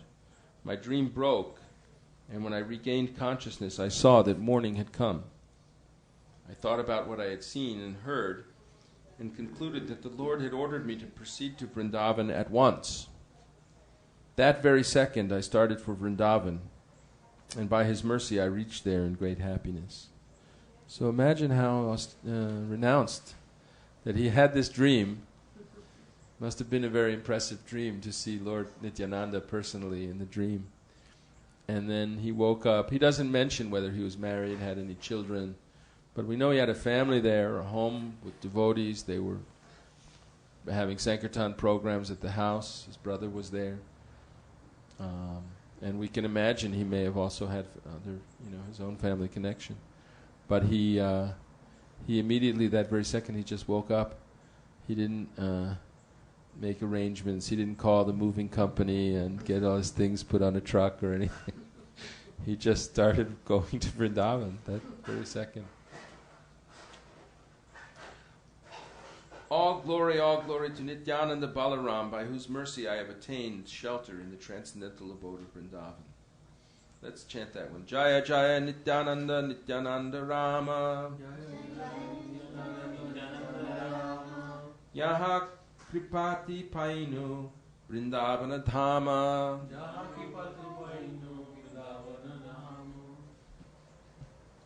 Jaya Jaya Nityananda Jaya Kripa Moya. Yaha Hoite Painu Rupa Sanatana Shroya. All glory to the merciful Lord Nityananda, by whose mercy I have attained the shelter at the lotus feet of Sri Rupa and Sri Sanatana. By his mercy I have attained the shelter of the great personality Sri Raghunath Das Goswami, and by his mercy I have found the refuge of Sri Swarup Damodar. Purport: anyone desiring to become expert in the service of Sri Sri Radha and Krishna should always aspire to be under the guidance of Swarup Damodar Goswami, Rupa Goswami, Sanatan Goswami, and Raghunath Das Goswami. To come under the protection of the Goswamis, one must get the mercy and grace of Nityananda Prabhu. The author has tried to explain this fact in these two verses. Translation: by the mercy of Sanatan Goswami, I have learned the final conclusions of devotional service. And by the grace of Sri Rupa Goswami, I have tasted the highest nectar of devotional service. So he went to Vrindavan, he took sannyas, being ordered by Lord Nityananda, And when he went there, then he met Rupa Goswami, Sanatana Goswami, and later Raghunath Das Goswami had come there after Lord Chaitanya's departure. And Raghunath Das Goswami had been a direct disciple of Swarup Damodar. Lord Chaitanya gave Raghunath Das Goswami into Swarup Damodar's care. And Swarup Damodar had all these notebooks. He kept, of every minute, he had the diary of what Lord Chaitanya was doing in his later pastimes. So Raghunath Das Goswami taught Krishnadas Kaviraj many things, including the details of those later pastimes. And that's really why he composed this great book. This was one of the later biographies. First big one is Vrindavan Das Thakur. Lochan Das has written a beautiful poem, Chaitanya Mangala. Kavi Karnapur wrote also biographies. Murari Gupta had notebooks of the early pastimes. But this was much later. Krishnadas Kaviraj now is a very old man, like in his 90s. So he's writing almost near our year 1600, like the 1580s, 1590s, something like that. And so he's writing about the last pastimes of Lord Chaitanya that had occurred, 60 years earlier, which hadn't really been told. And he also, having imbibed the entire teachings of Lord Chaitanya from his gurus, Rupa, Sanatana, Raghunath Das, he's able to explain the whole theology of Lord Chaitanya and the Panchatattva and all that. So this Chaitanya Charitamrita is very special work for anyone who really wants to understand Lord Chaitanya. If you want to understand Lord Chaitanya, you have to understand Lord Nityananda. If you want to understand Radha and Krishna, you have to understand the six Goswamis. You have to take shelter of the six Goswamis, and to do that, you have to get the grace of Lord Nityananda. So Narottam Das Thakur then later came, and he explained these things. And yes? Is Chaitanya Mangala the same as the Chaitanya Bhagavat? Question is the Chaitanya Mangala the same as the Chaitanya Bhagavat? The answer is that the Chaitanya Bhagavat was originally named the Chaitanya Mangala, and then they changed the name to Chaitanya Bhagavat because there was another Chaitanya Mangala, or vice versa.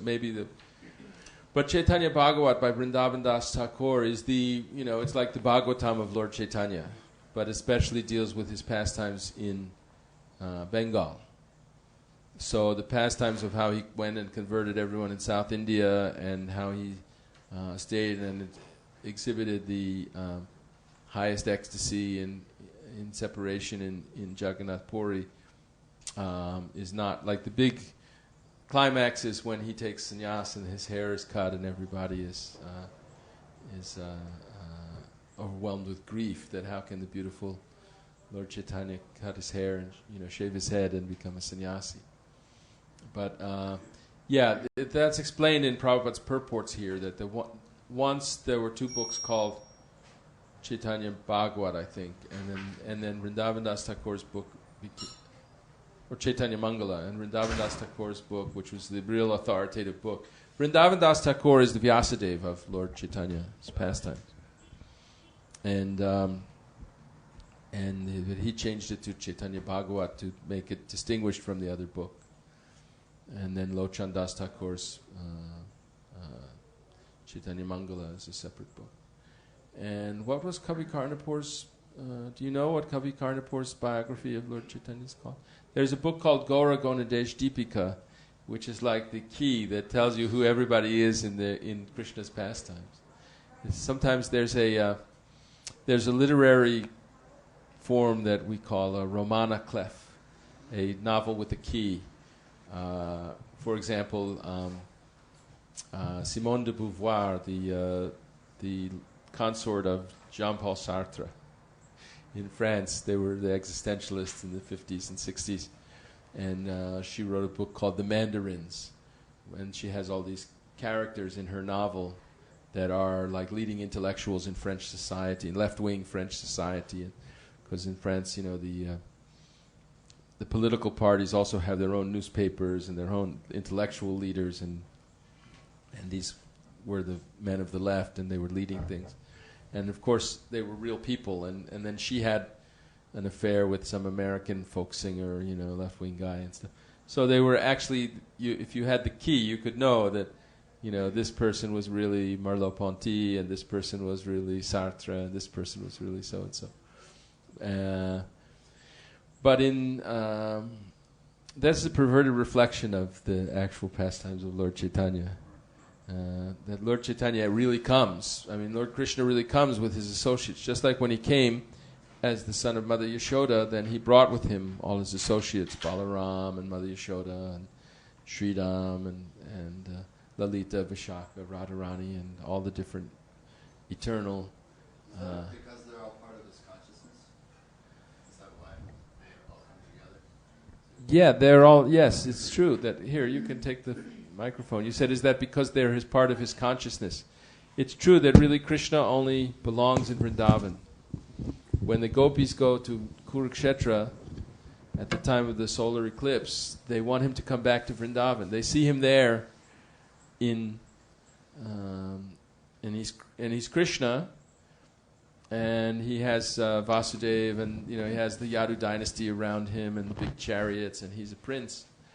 But it's not the same. He's not the same Krishna. He has to be in the place. He has to be by the Jamuna. He has to be with the autumn moon rising and the breeze blowing through the Kadamba trees or whatever. Lord Chaitanya makes that point, that Krishna never leaves Vrindavan, and he never leaves his associates in Vrindavan. And so that Vrindavan is his consciousness, and all the associates are also part of his consciousness? So Lord Chaitanya, speaking as Radharani, says that Vrindavan is my mind. And because you like Vrindavan, you should place your lotus feet there in my mind. So, yes, Krishna, when Krishna apparently leaves Vrindavan, his manifest form leaves Vrindavan. He stays there in his unmanifest form. In the hearts of the devotees who are feeling intense separation for him and meditating him on that way, he's present there. Similarly, for the devotees in this world who have great love of Krishna and who chant his pure name, he's present. He's fully present in their minds. And he doesn't leave them. He says in Bhagavad Gita, what's the verse?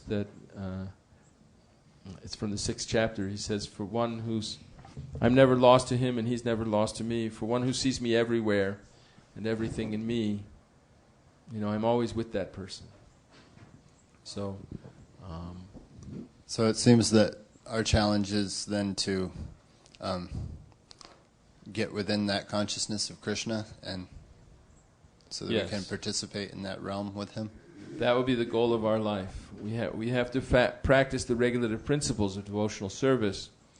Krishna says in Bhagavad Gita in the 12th chapter, he says that, fix your intelligence on me and be completely absorbed in me. And then he says, but if you can't do that, then practice bhakti yoga, because that will give you a desire to attain me.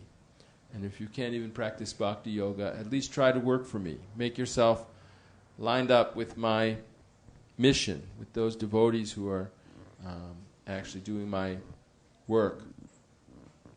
And then if you can't do that, then you can take to meditation, philosophy, giving up the results, renunciation, and these other spiritual practices that are less personal. Because Arjuna had asked him, which is more perfect, to meditate on your impersonal feature as the all-pervading Brahman, or to become your devotee? And Krishna said, definitely to become my devotee is the best. And the impersonalists, they eventually attain me, but it's very hard and it takes a very long time.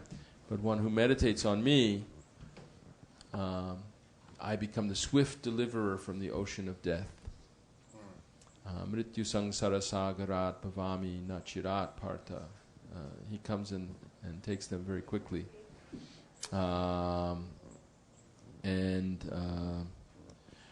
So our goal is to become that pure devotees who spontaneously love Krishna and can't even, like Lord Chaitanya gives us the example. When she meets Krishna in Kurukshetra, Krishna tries to speak to her about Bhagavad Gita. Similarly, he sent Uddhava to come to see the gopis and remind them of Krishna. And he sent them a message, and he was trying to explain to them that when you're meditating on me, I'm present. And so he was saying the same kind of thing in Kurukshetra, and Radharani was chastising him. She said, how dare you teach me about yoga? He said, my problem is I can't stop meditating on you. Not that I have to learn how to meditate on you. Because I'm thinking about you, it's causing me pain, and I'm trying to stop, but I can't stop. So that kind of love is very rare, and that's the only thing that really attracts Krishna. But we can't get that kind of love unless we get Lord Nityananda's mercy. And by Lord Nityananda's mercy, we lose all attraction for material sense enjoyment, and we become completely, fully liberated and able to practice meditating on Krishna without any distractions like that. So, yes, Kanka. I just wanted to remind him also to get into that realm of Krishna that has to come from that love. And it has to come from the mercy. You just said, Lord Nityananda. Yeah. And just like that story you said before about the Sarabi cow, had to go to Krishna and say, please accept Indra. And it's similarly for us. We can intellectualize, we can memorize verses, we can do whatever. But unless we have that pure love in our heart and we get the mercy of the Vaishnavas, the Guru, and Lord Nityananda. It descends. It's grace. Prasada madhikachati. It descends. It's not, we can't perform some mechanical activity of controlling our senses and controlling our mind. When Narada Muni was in his previous life as a maidservant's son, and then he served the Bhaktivedantas, and he took the remnants of their food, then his mother died, and he was a young sannyasi wandering over the world and practicing the techniques of meditation that they taught him. And then one time he had a very pure, vision also of meditating on Krishna, on Vishnu. And then his vision broke, and he felt very much disturbed. When you see Krishna and then you don't see Krishna, that you become very eager. Why can't I see him again? So he tried to practice yoga very carefully and very. What was I doing before? Let me do exactly what I did. Breathe like this, and But he couldn't get his consciousness the same. Then he heard the voice of Lord Krishna, and Lord Krishna said, "You won't see me again in this lifetime. But I've come to you like this in order to sharpen your eagerness, and now you have to practice very, very carefully for the rest of your life." And then he finally, when he died, he was immediately returned to enlightenment the way thunder and lightning come at the same time. And he became the son of Lord Brahma, but the eternal pure devotee, Lord Narada Muni, the eternal spaceman, Prabhupada says. Because he can travel anywhere in space playing his veena, but he can't stay anywhere for very long, being cursed by Daksha. And he can go to Vaikuntha too, right? Yeah, he can go anywhere. Vaikuntha, he can go to Krishna Loka, he can go everywhere. And he's always going around and helping all the pastimes. But, so we have to get that love, and that love, we can even see in our preaching activities. You can talk to someone, he may be a very learned gentleman, he may be a very religious, pious person, whatever, but he can't get it, when you tell him, here's this book, it's by Srila Prabhupada, it's the Bhagavad Gita, it tells that Krishna is really a supreme person, everybody loves Bhagavad Gita, it's a famous book, but they don't, it very clearly is saying that Krishna is God. But they're always saying, actually, you go on YouTube, there are people giving classes about Bhagavad Gita, and they're all saying, that it's not really Krishna. You have to understand that when Krishna says me, he really means the impersonal Brahman. So they don't get it. It's so clear when you get the mercy of a devotee. And these are professors, right? They're supposed to be learned. They know a lot of Sanskrit. They know a lot of everything. And similarly, they're philosophers. I'm reading a philosophy book by a professor who's really studying consciousness and what is consciousness. But and And there's all these fine points between different philosophies. He's trying to say we don't need to have something supernatural like a soul to explain consciousness. We can explain consciousness as a natural phenomenon. He has this whole book I was reading last night about it. They're very learned and intelligent people, and they're capable of agitating their mind in different ways to explain, make different arguments, and understand other people's arguments and refute them. But they haven't got the mercy of Krishna somehow.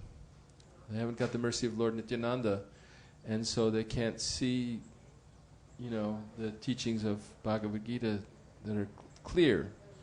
And because the thinking is very linear type thinking, and it's not like that. It may be because their thinking is linear. Try to use the microphone because other people are listening. Oh, so, I'm sorry. Thank you. Yeah, but it may be that their thinking is linear, but it's because, or they may be poets that are great non-linear thinkers that are very sensitive to feelings and everything, but they can't become attracted to Lord Chaitanya's movement because they don't have that kind of spiritual sukriti to get that benefit. That's why we chant, we give prasadam, we give them an opportunity to respect the devotees, to make some friendship with the devotees. If you can get them to respect you a little bit and be friendly with you a little bit and respect Prabhupada's books a little bit, somehow. They think, when I first joined the movement, my father was also, he was reading Alan Watts and about Zen Buddhism, and he was against it. He was involved in Uspensky, In Search of the Miraculous, and some of this Gurdjieff stuff. And he had been a science teacher, and he had been a very linear, logical, philosophical, mathematical mind. And then he had met some poets and artists, and he was opening up to this whole idea of, that why should I be so linear? There's more in the world than that. But so I became a devotee, and I sent him Bhagavad Gita and Krishna book, and I said, please read these books. I thought he's so smart and he knows everything. He's a businessman. He's got so much experience. I'm just a 17-year-old kid. What do I know? He'll become a devotee, and that'll become great if my dad becomes a devotee. And he said, not my cup of tea. I couldn't really get into it. Sorry, I didn't even read them, because, he took one look at it, the Supreme Personality of Godhead said, and it just didn't reverberate with him. He's not the kind of person that really believes in God that way. He's an atheistic person. And so it can, then, someone who can think more deeply, but they don't have this faith, then it's not possible for them to see. Yeah, it depends on the mercy, like Kanka said. It depends on mercy coming from above. It depends on the grace of the devotees, the grace of Krishna, who he sends devotees to give grace. Syan mahat sevaya vipra punya kirtana shevanat. Shushrukshak shradhanasya vasudeva kataruchihi syan mahat sevaya vipra punya kirtana shevanat. So somehow or another, if you please a devotee of Krishna who has love of Krishna, if you serve him and please him, then by his affectionate personal feeling for you, then Krishna will become affectionate to you and you'll get attracted. Yes? Speaking of your father, as the soul is on its journey, he touched the Bhagavad Gita. Yeah. And he has a son who's practicing. So that's going to be his grace and his mercy eventually. Eventually. More recently, we don't see him very much. Hare Krishna. We don't see him very much. And in 2009, right before we went to India, we went down and we visited my father. He lives in California, but we're not very close, He left my mother when I was young. We're not very close. But we were there, and he said, well, I said, but you didn't even read those books. I was talking about 35 years ago, And then he said, I'll read anything you want. So I gave him the Radhanath Swami's Journey Home. I said, maybe you'll like this one. Because some people who, find Bhagavad Gita too philosophical or too, whatever. And, he was reading it, but he said, I'm not sure I believe all of it. And I'm not, he's a writer and he likes writing in a certain way. I don't know, But that's the thing. It's a mystery. How will people become attracted to Lord Chaitanya? Prabhupada says we have to tax our brains. We have to agitate our minds. How to inject this Krishna consciousness movement. When Brigupati was here a few weeks ago, he mentioned this point, which was it was a story I think it was told by Brahmananda or one of the one of Prabhupada's associates from the Memories videos, that they were walking with Prabhupada, and they passed some hardware store, and Prabhupada said, "This is Lord Chaitanya's movement," and put his cane on the ground. "This is Lord Chaitanya's mission," and so he did that like 1 or 2 days, and at some point the devotees asked him, "What do you mean?" They were thinking, he asked them, "What do I mean? This is Lord Chaitanya's mission," and they all had different ideas. And what Prabhupada was pointing to, the sign at the hardware store, it was Sherwin-Williams paint, and it had a can of paint and pouring over the globe, and the paint was just dripping all over the globe, and the sign says, "Cover the earth." This is Lord Chaitanya's mission, cover the earth. So this is, Prabhupada never thought small. Our mission is to make the whole society chant Hare Krishna, read Chaitanya Charitamrita, study Bengali, so they can read the Chaitanya Charitamrita in the original, and become devotees of Lord Chaitanya. Like Jesus Christ became popular, Lord Jesus Christ, he preached a mission, and he's got a religion that became the whole religion of Europe and for much of the world. Probably one of the biggest things in the world that people are actually devoted to God through this idea of Christianity. They've had splits in the church and different ideas, but it should be that Lord Chaitanya becomes accepted as this very special savior of the world that came even more recently, and he's not just one of the great devotees, but he's actually Krishna himself that came, and in the mood of his devotee. So all this is more or less unknown. People have heard of Hare Krishnas because we go out with shaved heads and dhotis on and chant in the cities of different parts of the world. But they don't know anything about what is the Hare Krishnas, what do they believe. It's something about Krishna. They eat, but they're vegetarians or something, but they don't really know that much. So we have to get them to know that this is Lord Chaitanya's movement. Lord Chaitanya and Lord Nityananda. Lord Nityananda was a great preacher, and Lord Chaitanya, when he was staying in Jagannath Puri, he gave Lord Nityananda, "Now you take care of the Bengalis. You preach to all the Bengalis." And so Lord Nityananda then made this Vaishnavism very popular there. But then after some time, it became less popular among the higher class educated people, I think, right? Because some of the Sahajas, they had bad morals and were not seen as very respectable and learned and powerful, wealthy, educated people. There's a book by Satyaraj called Yoga of Kirtan, and he interviews different kirtaniyas, and he interviews Bhakti Charu Swami.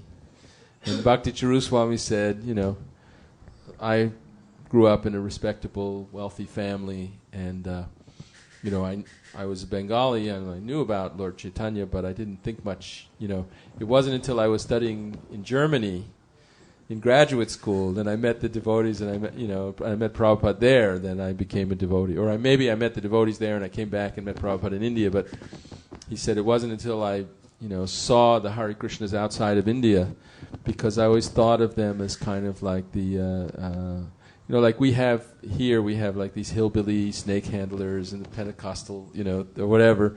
They're very emotional, but they're like, sort of the country, uneducated, simple people, and you think of it as a fanaticism or something like that.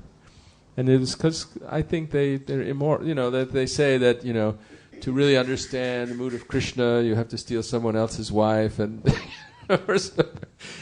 you have to break the rules of ordinary morality.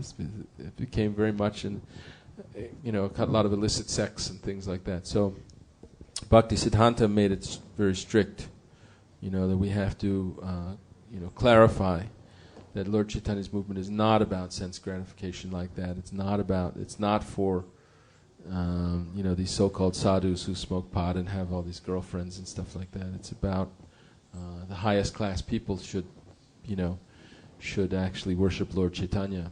The self-controlled people.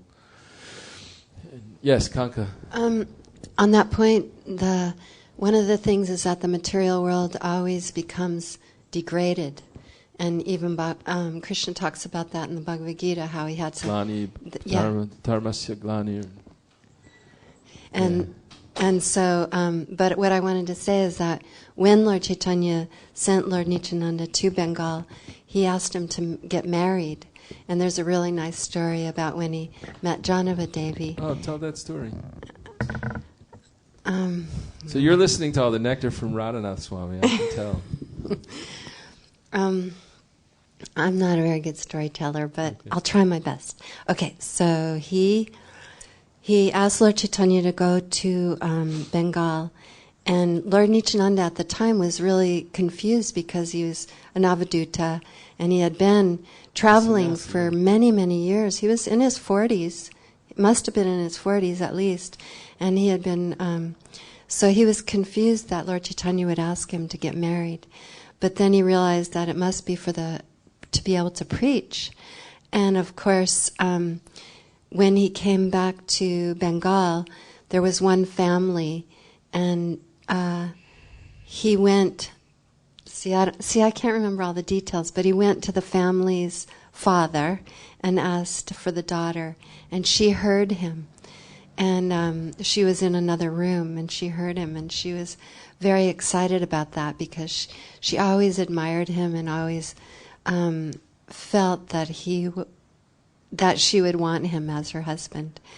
And then her father didn't particularly appreciate Lord Nityananda at the time, and thought, well, he's an Avaduta, what kind of a husband will he make? And he's pretty, he wears all this jewelry, and he's always dancing like a mad elephant.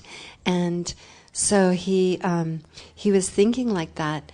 And his daughter came out to the porch after Lord Nityananda left. Lord Nityananda felt rejected, so he went under a tree and was meditating. And Janava Devi fell unconscious and became near death. And her family didn't realize that this was why, because she would rather die than not be married to Lord Nityananda. So I'm sorry, I'm not real good on all the details. Like Radhanath Maharaj knows every word and every detail and everybody's names. So is this from Chaitanya Bhagavat, the story? Do anyone know? Or? It might be from the Nityananda Bhagavat. Oh, okay. I did read it again in Nityananda Bhagavat. I don't know if that's originally where it was from. I got that book in Mayapur. I meant to bring it today because it's just so full of nectar. I forgot to bring it. Yeah, it would be nice to read that. But then what happened is her parents finally went to Lord Nityananda and begged him to come because the doctor said that Janava was going to die. And so when he came, I think he touched her, and then she got up, and there was a beautiful wedding ceremony. And there's a lot more details. It's a wonderful story. But what I wanted to say about that is that Janava Devi herself became an amazing preacher, and it was Janava Devi actually who added the rest of the lines in that we chant in the Gayatri Mantra to honor the Guru and Krishna and Lord Chaitanya. And then she also is the one who was responsible for sending the Goswamis books with Srinivas and Shamananda to Bengal to distribute and get the books printed, and then she did many other things. Like she was the first one to start a festival of Lord Chaitanya to honor Lord Chaitanya. Yeah, there was a big festival at Kituri, right? That was Narottam Das was there also, and they got the devotees from Vrindavan and the devotees from Bengal together. Yeah, and Janava Devi would always cook. She was like a mother. She would serve everybody and cook and take care of everybody, and then she was responsible for many of the Radharani deities. The Radharani deities that were brought to Vrindavan, because at the time they would worship Krishna in Vrindavan just as Krishna without Radharani, but they would just say Radha's there, but unmanifest. Unmanifest. Like Radha Raman doesn't have a Radharani, right? Because they tried to put a Radharani, but she's already there. She didn't want another Radharani. Yeah, well, so we're living in the pastimes of Lord Chaitanya now. We're seeing that these pastimes started there. Lord Chaitanya, Lord Nityananda, all his associates, Vakreshwar Pandit, and Swarup Damodar Goswami and the 6 Goswamis, and then Narottam and Srinivas, and then one of Narottam Das Thakur's disciples went and he converted the king of Manipur, Bhagyat, in this like the early 1700s or something. I forget now, but there's a lot of devotees of Lord Chaitanya up in Assam and Manipur, Tripura, stuff like that, but now Lord Srila Prabhupada came and he brought this movement to all over the world, and we're still working on having the whole movement become very successful and influential all over the world. Even that we want to see the big businessmen, the big politicians, the big scientists, and philosophers and literary heroes and stuff all become devotees of Nitai Gaur. I wanted to say that, and to remember patience, and Prabhupada would say, have hope against hope. And like in a personal association of mine, I have a lot of challenges to introduce someone to Krishna consciousness who's close to me. And so I'm trying to do it little by little stories here and there, and then constant prayer to Lord Nityananda to have special mercy on this person because he's been brought into my life. So that goes back to what Kanka was saying about by the mercy of a devotee. That Kanka's a devotee, so she's praying that this other person can become a devotee, and that's how it works. That's why we try to get the mercy of the acharyas. We try to get the mercy of Srila Prabhupada. Is very, very kind and very merciful, and he came and preached among us, even though we were hippies and taking drugs and living like animals and having different partners without being married and all these other kinds of things that were popular in the 60s. But Prabhupada was compassionate on us. Even his godbrothers would turn up their noses like we couldn't go with those malechas like that. But Prabhupada was compassionate upon us and accepted our service and became, intimately, emotionally connected. So by his prayers, then, we're able to get some faith in Krishna and Lord Chaitanya and get some understanding and some standing in devotional life. We're able to follow the principles and chant Hare Krishna. But that's how it works. The devotees pray. They become involved with someone and they pray for that person's benefit. Then Krishna. So then Radharani hears them, and if she wants to introduce someone to Krishna, then he listens to her. So, Prabhuji, I just want to ask one thing. As you use one term that I'm trying to understand what's the definition of the term. And I came across it in some reading before, and I still don't understand so much as the definition. You said the name or the word sahaji. And from what I can understand, this means like imitation, to imitate, like imitation of God, or like somebody is envious, or what it means is that they take it too easy and cheap. That they will imitate. For example, we're reading about how devotees have these symptoms that they cry and their hair stands on end and stuff. So people learn to feel very emotional and they cry, and they can make themselves look stunned and look like they're having this ecstasy, but they're not really free from sense gratification. They're not really liberated people. They're just imitation. They want to become known as great devotees. Is that the correct interpretation for the word like sahaj? What does it actually literally mean? Sahaj means like easy. Easy. Sahaja means like who takes it easy. Or maybe he's peacekeeping. He's So, like let me he just has to go through the process, but he wants to think he's very advanced. But So let me just say for the audience who can't hear without the microphone that Prabhu Kalyan Prabhu is saying that in Bengali language the word sahaj means easy, and but sahajya means one who's taking it as something very very casual and common. You know that it's so sometimes like we saw there was one popular Hindi Bollywood movie called Lagan, right? It was a very popular movie, and it became even popular here. It was distributed here. It was about a cricket match, and a guy he staked his village had to pay this oppressive tax to the English, and they were being just so oppressed by this British governor or British authority, and so they challenged him to a game of cricket and said, we won't have to pay the tax for 5 years if we win, or whatever it was, you know. So in the movie then, there was a love story, like there's going to be in the movie, and so the girl, there's love story, so they would sing in the story, you know, you are my Krishna and I am your Radha, you know, and so they didn't understand that Krishna is really God, you know, and that he's really the Supreme Personality of God, but it's just like they read about the stories of Krishna and Radharani from Srimad Bhagavatam and how Radharani's heartbroken, and then they compare it to the mundane feelings of love that's based on our, you know, lust, really, lusty affairs. But all this is, even in Srimad Bhagavatam itself, Parikshit Maharaj asked Shukadeva Goswami, why is it that, you know, God is acting like a love story, you know, is this, you know, and Shukadeva Goswami is saying, this has nothing to do with mundane lust. It's only the Paramahamsas can understand that God is acting this way. It's something very, very special, you know.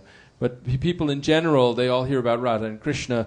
One time I went, me and another devotee, Adi Yagya, we went up to meet with some Catholic monks in Canada, and in New Westminster. They had a Benedictine monastery there, and they invited us to have some religious dialogue. And we came up, and they were just astonished because they could see that we had faith in what we were talking. We were telling them about the demigods, and Lord Brahma has 4 heads, and he rides a swan, and, you know, and they were like, you know, you guys really believe this stuff? But they had a book. They had done their research, and they had a book like the Time Life Book of World Religions or something like that, and they had a picture of Krishna dancing on Kaliya, and it said that Krishna is an erotic God for all seasons, or, you know, they just had some Westerners' idea of Krishna because they hear the stories of Krishna and the gopis, and he dances with girls that aren't married to him in the middle of the night, and they think he's some kind of erotic God, and they have some conception that it's, you know, they don't understand that this is very sophisticated, monotheistic, you know, very deep intellectual, you know, not just intellectual but spiritual understanding. And they have this, they're trying to fit it into their conception of some kind of paganism with people have many gods. Hindus, they're polytheistic, and they just have this idea of different spirits and different things. And you know, so Ganesh is the elephant god, and Krishna is the love god who, you know, who dances with girls or something like that. But they don't understand that love is the, you know, real love, that Krishna, that real attractive love is the essence of God, of the one supreme God, who's the absolute truth in the, you know, in his personal form, as explained in Srimad Bhagavatam. They don't know from Srimad Bhagavatam. Therefore, Srila Prabhupada translated Srimad Bhagavatam. So they see it more like mythology. Yeah, they see it like mythology. So people will naturally see that when they hear about Krishna, they'll think, oh, it's a great love story. And, you know, in India, everybody loves Krishna. You know, Janmashtami is the biggest holiday in the, you know. But nobody really knows Krishna, you know, or they say they know. You try to give them Bhagavad Gita. Oh, I know.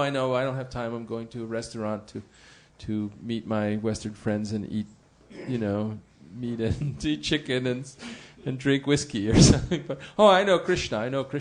But they don't understand that to really know Krishna is the perfection of life, and it's very, very rare, and he's only known through bhakti. And that bhakti is only achieved through the mercy of devotees, and they're all getting the mercy from Lord Nityananda. So let me read a little bit more about the mercy of Lord Nityananda here that Krishnadas Kaviraj Goswami experienced now. Where we left off, for those of you who came later, he was living in Jamatapur,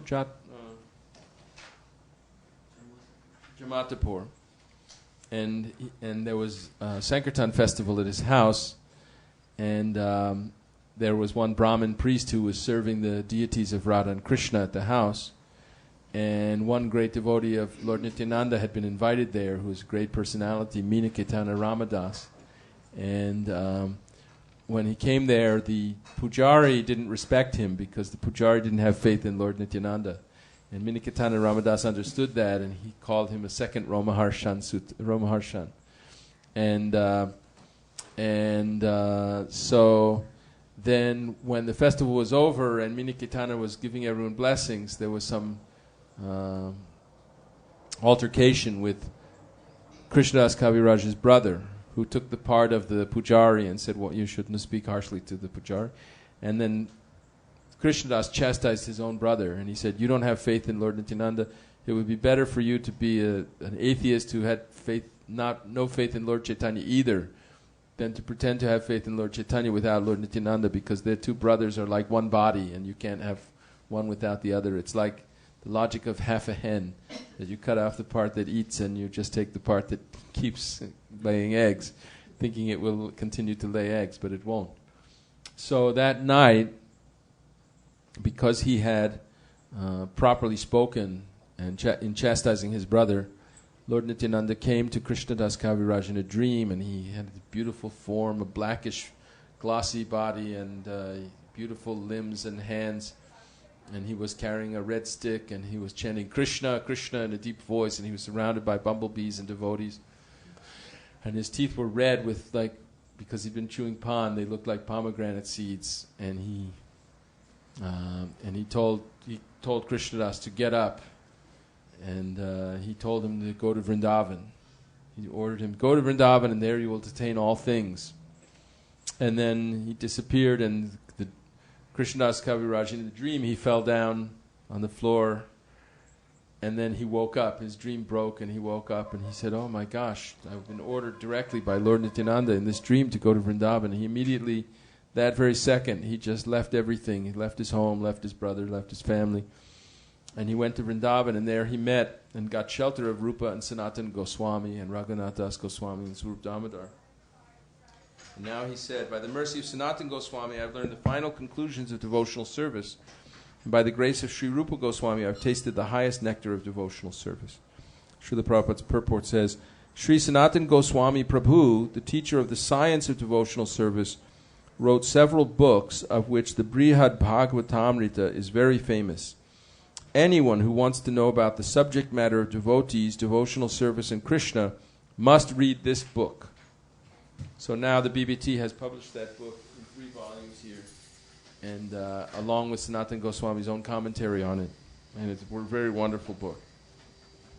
Sanatan Goswami also wrote a special commentary on the 10th canto of Srimad Bhagavatam, known as the Dashama Tippani, which is so excellent that by reading it one can understand very deeply the pastimes of Krishna in his exchanges of loving activities.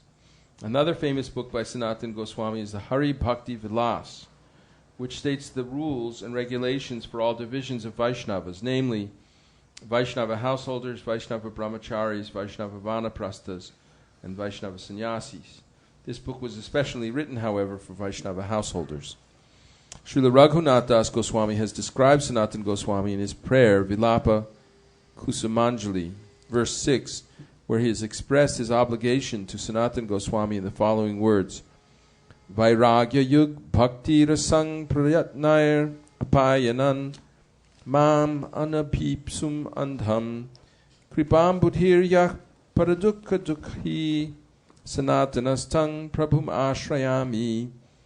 I was unwilling to drink the nectar of devotional service possessed of renunciation, but Sanatan Goswami, out of his causeless mercy, made me drink it, even though I was otherwise unable to do so. Therefore he is an ocean of mercy.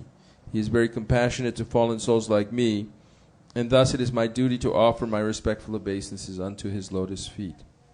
So the nectar of devotional service possessed of renunciation. This is a point, getting back to your question about sahajas.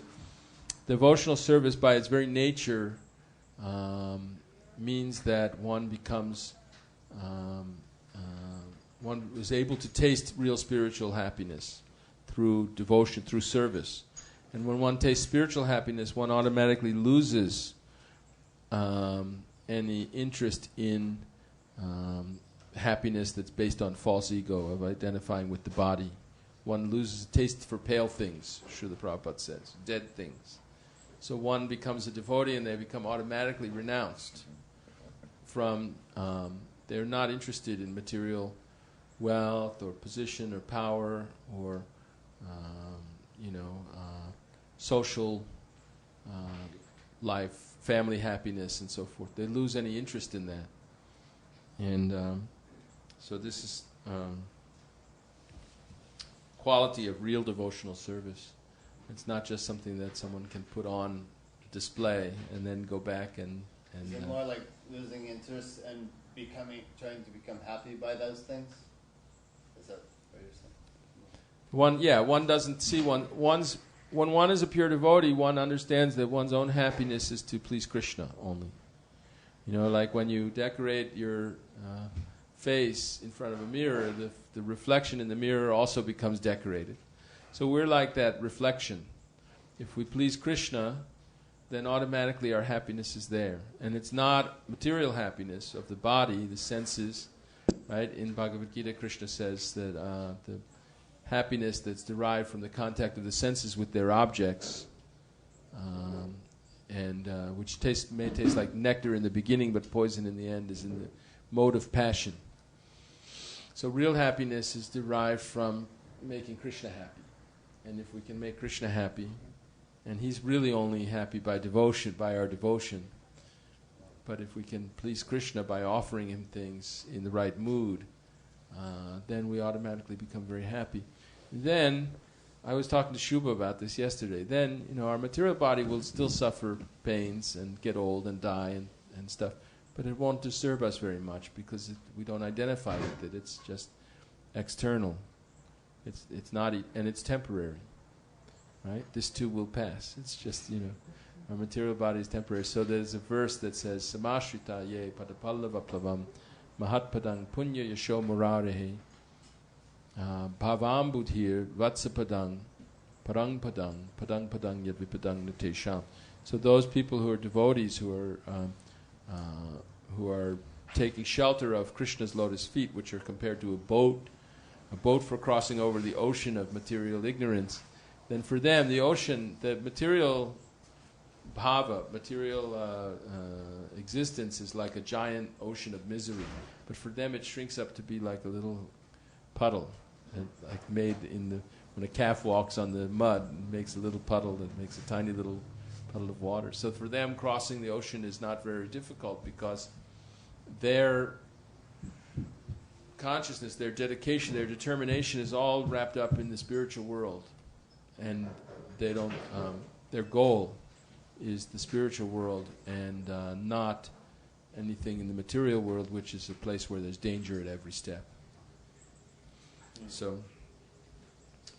this is, he's talking about Sanatana Goswami. Krishnadas Kaviraj Goswami also. Okay, another Sri Ishopanishad. Krishnadas Kaviraj Goswami also in the last section of Chaitanya Charitamrita specifically mentions the names of Rupa Goswami, Sanatana Goswami, and Srila Jiva Goswami, and offers his respectful obeisances unto the lotus feet of these three spiritual masters, as well as Raghunath Das. Srila Raghunath Das Goswami also accepted Sanatana Goswami as the teacher of the science of devotional service. Srila Rupa Goswami is described as the Bhakti Rasacharya, or one who knows the essence of devotional service. The famous book Bhakti Rasamrita Sindhu is the science of devotional service, and by reading this book one can understand the meaning of devotional service. That book Srila Prabhupada gave us as a summary study in English called Nectar of Devotion. Another of his famous books is the Ujjvala Nilamani. In this book he elaborately explains the loving affairs and transcendental activities of Lord Krishna and Radharani. Jaya Jaya Nityananda Charanara Bindo Jaha Haite Painu Sri Radha Govinda. All glory to the lotus feet of Lord Nityananda, by whose mercy I have attained Sri Radha Govinda. Purport. Srila Narottam Das Thakur, who is famous for his poetic composition known as Prarthana, has lamented in one of his prayers, "When will Lord Nityananda be merciful upon me so that I will forget all material desires?" We should sing that song. Gauranga bolite habye pulakashari. We'll sing that next.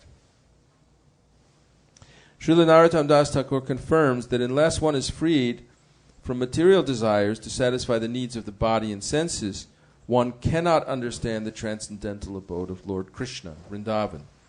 He also confirms that one cannot understand the loving affairs of Radha and Krishna without going through the direction of the 6 Goswamis. In another verse, Narottam Das Thakur has stated that without the causeless mercy of Nityananda Prabhu, one cannot enter into the affairs of Radha and Krishna. So it's like, if I may coin an example, if we're intoxicated, we can't say we can't drive a car very well. You're not allowed to drive a car if you're a drunk driver or something like that. So all of us in material life are intoxicated, and we can't understand these finer points of Radha and Krishna's activities. So those who can pretend that they're experiencing the emotions about Radha and Krishna, just like Prabhupada tells the story of one man, whenever they were at some discussion, Krishna Katha, and whenever he heard the name of Radha, he was crying. So people thought, oh, he must be a great devotee. Whenever he hears Radha, he's crying. But actually, he was a farmer, and he had a goat named Radha, and she died. And he was lamenting about his loss of his goat. So unless we're actually free from the intoxicating effects of material desires, our consciousness is dull, and we can't actually talk about Krishna with those who are actually connoisseurs. Haribol, Carlos, I'm glad you came. I needed to talk to you, so stick around. Yes. There's also that story about when Haridas Thakur started dancing ecstatically with the snake charmer. Tell the story, I don't know it. There was a snake charmer, and Haridas Thakur started to dance ecstatically, and the snake charmer immediately backed up and let Haridas Thakur take over and just dance. And then there was a Brahmin who thought, Haridas Thakur gets so much attention because he's always swooning and carrying on, and even the snake charmers backed up. So let me also do this. You got bit by the snakes? No, the snake charmer ended up kicking him and beating him up and telling him to leave. And then they asked him later, and he said because Haridas Thakur is a pure devotee and he's actually feeling that true love for Krishna, but the Brahmin was just wanting attention. Jai. Prabhupada warns us not to imitate the activities of great Mahabhagavat. Sometimes great devotees, they just live out in a cave or somewhere in a simple lean-to in the forest or something, and they chant all day. Because they have no material attraction, and they're just attracted to the holy name, and they're chanting and chanting, like Haridas Thakur. But so in his youth, Bhakti Siddhanta Saraswati also took a vow to chant 300,000 names a day, and chant 1 billion names. He did that for a number of years. But then later he felt that his real mission was to preach, to go out and help the conditioned souls. And he criticized that those who go off to a secluded place to imitate the activities of great elevated souls, they're actually thinking, oh, I'll become famous that I'm a great yogi, I'm a great devotee, and everyone will think I'm really great. And they don't actually have the real feeling. And other times people imitate the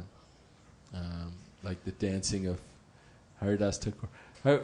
Who told the story? I remember a story. There was some group of devotees, and they had a split, factions split off from one another. And then the one group was getting very popular because they had a devotee with him who would go into ecstasy and exhibit ecstatic symptoms. So the other group hired some men to do that. And And they had some agreement that they would pay him 4 annas, and he would, because he could go into a stage where he would be stunned in a very awkward position, something, and he would stay there for a long time. So, but it was a very hot day, and it was, like today is a fast day, nobody had eaten yet and everything, and they were having their Sankirtan. The man went, he stunned, and he was, then, after a short time, it became too hot, and he became too uncomfortable, and he got up. And then the other guy said, but we hired you, you're supposed to be for so many hours. And he said, how much ecstasy, how much bhava do you expect for 4 annas?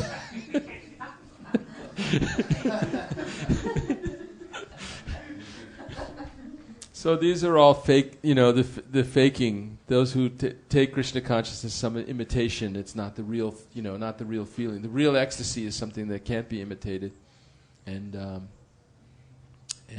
is something very profound. That's genuine feeling in someone's heart.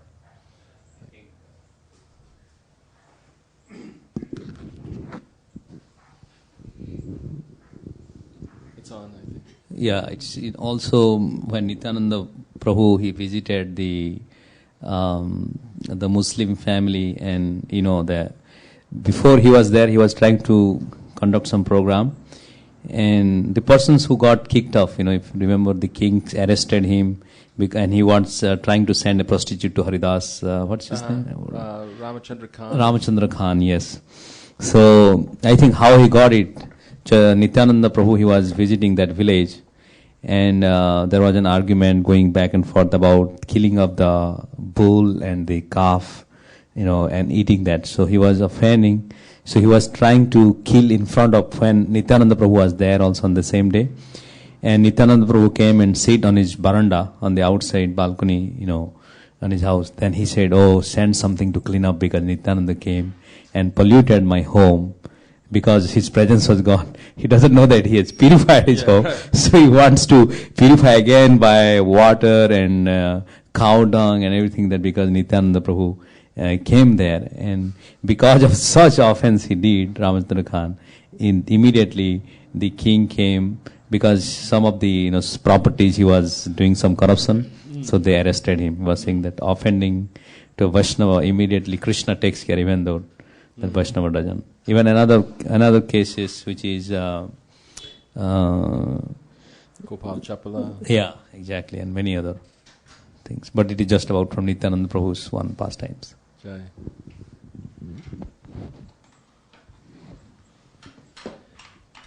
I am more sinful than Jagai and Madhai, and even lower than the worms in the stool. Anyone who hears my name loses the results of his pious activities. Anyone who utters my name becomes sinful. This is the great humility of Krishnadas Kaviraj Goswami in his ecstasy. Who in this world but Nityananda could show his mercy to such an abominable person as me? Because he is intoxicated by ecstatic love and is an incarnation of mercy, he does not distinguish between the good and the bad. This is true about Lord Nityananda. He's in so much ecstasy that he wants to give Krishna consciousness. When Krishna comes, he speaks to Bhagavad Gita to Arjuna. He explains that one has to become, Yeshang tvantakatang papang jananan punyakarmanam te dvandva moha nirmukta bhajanti mang dridha brataha. One can't even begin to worship Krishna seriously unless one has been free from all sins and been pious in this life and in previous lives. And Krishna says, Sarva dharman parityajya mam ekang sharanang vraja. He demands this kind of absolute, complete surrender and devotion before he will reveal his bhakti. But Lord Nityananda, he's just intoxicated with... You know how Lord Balaram, he likes to drink fermented honey, Varuni beverage. Actually, at this new temple we have in Mountain View, the new temple, it's almost done now. And there's 2 big pepper trees there, and one tree has full of honey, it's full of bees. It's the time of year now. We should get some beehives, and they put a little scent of a queen bee in there, and then the bees will swarm into that hive, and they'll make honey, and we could produce honey from the trees there. But there's a little. They give you. You sell them from the bee stores. They give you one, and it has something that's already from a queen, so that it attracts them to come in there. You have to put a queen in there, no? You can put. They can sell you something with a little piece of paper in there that works like having a queen, and then they'll get a queen later. Oh, good. I don't know. I'm not. Yeah, the beekeepers know the whole science of getting honey and making the apiaries. They're called bee houses. But the point is that these are two trees, and one tree is leaning on the other tree. Those and are Krishna and Balaram trees. And the tree that's leaning is the one that's full of honey. So, just like Balaram. So Balaram, he likes to drink this honey beverage, and then he gets a little intoxicated, and sometimes he challenges the moon. How come you become... You're supposed to be a circle, now you're like so elongated. And sometimes his eyes become red, and he becomes, in his intoxicated state, he's very funny, and he's very... But Lord Nityananda is intoxicated with chanting Hare Krishna, and he just wants to give Krishna consciousness to everybody. And Srila Prabhupada is his servant, and he's giving Krishna consciousness all over the world. And we're all the servants of Prabhupada, so we have to please him by working hard to make this Krishna consciousness movement successful like that. So, yes, go ahead. Do you know that story about Prabhupada coming on the Jaladuta when he had a dream that Lord Nityananda was rowing the boat? As I recall from the Lilamrita, he had a dream. You know, Prabhupada had a heart attack and maybe a stroke also on the trip over it. And then, you know, he wouldn't survive the trip because they were crossing the Atlantic Ocean, the ship was going up and down and everything. And then he had a dream, and in his dream that all the Dasha avatars, you know, Lord Nrsingadev and Lord Vraha and Kurma, they were all rowing the boat. The different incarnations of Krishna were rowing the boat. And then after that, the weather got great. The sea became totally calm and flat. And the captain said to him, this has been the calmest crossing of the Atlantic Ocean that I ever experienced. That was after the third heart attack, wasn't it? There's three? Yeah, 3 heart attacks. I don't know. I don't know the details. There was like 3 heart attacks he had before, and then the sea became calm. Yeah. So the sea became calm.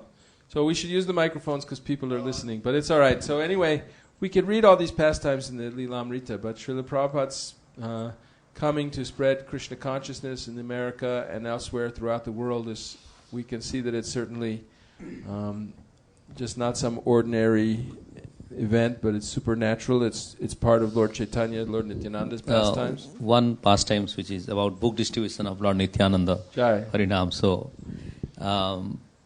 sometimes ago, I think when Obama visited Japan, he bowed down to some extent, which is not acceptable by most Americans. When they said, that is not the way, we are the authority, we should not bow down appropriately. And something came as an argument and debate. And there was also argument going on back and forth with one of my colleagues, and he was saying, in certain positions or certain level of your, in your positions, you really don't need to follow an authority. Means you are such an authority that you bypass all authorities. So you become kind of basically they are saying that you position as a supreme authority or something. Then I was giving an example of even God, expansion. God is like Balaram is an expansion, he is also none other than God, like Nityananda Prabhu. How he followed the instruction of his predecessor, like Chaitanya Mahaprabhu. So he goes door to door. So when he knocks the door, when the owner will come outside, he won't see anyone. Because Nityananda Prabhu is very flat in the ground. And he will be basically pleading to the owner and the residents that please chant the name of Krishna. And he was so humble nowadays. Just imagine because how submissiveness and all. So I was comparing of the modern days people, he's also good in one sense that he's bowing down. But on the other hand, people's mentality is likely that you don't need to bow down, you don't need to follow the instructions from superiors, from authority. You basically claim yourself to be the most best. So people were complaining that Obama was bowing to observe the Japanese custom of bowing, but they were saying, oh, you're the president, you represent the United States, you shouldn't bow to any foreign dignitary. But then you're saying that just imagine Lord Nityananda, he's higher authority, then you would expect that he wouldn't bow to anyone, but he actually gets on the ground and all the way down on the ground and rolls in the dirt and asks people to chant Hare Krishna. In Japanese culture, that's part of their culture, isn't it? Is to bow to another. Yeah. And in British, they are thinking, if I bend my knee to another, then I'm surrendered to them. So it's like a different thinking in people. Yeah, these are just details of etiquette. In some cultures you shake hands, in some cultures you put your hands like that, and some you bow. But we're supposed to show respect to other people, But Lord Nityananda, he was intoxicated with love of God. He would get right down on the ground. And so that also teaches that as Sankirtan devotees, we go out to distribute books. We have to be humble and tolerant. All preachers have to be humble and tolerant. And you can expect to go up to somebody and they're not interested and they try to make you feel that, why are you bothering me? You're a very low person, or something like that. But you say, yes, I'm a very low person. I just want to give this book to people. Sorry. Didn't mean to bother you. Maybe some other time. So, let me read through this because it's about how Krishnadas Kaviraj got all things. Lord Nityananda, remember, he said, go to Vrindavan, you will obtain all things.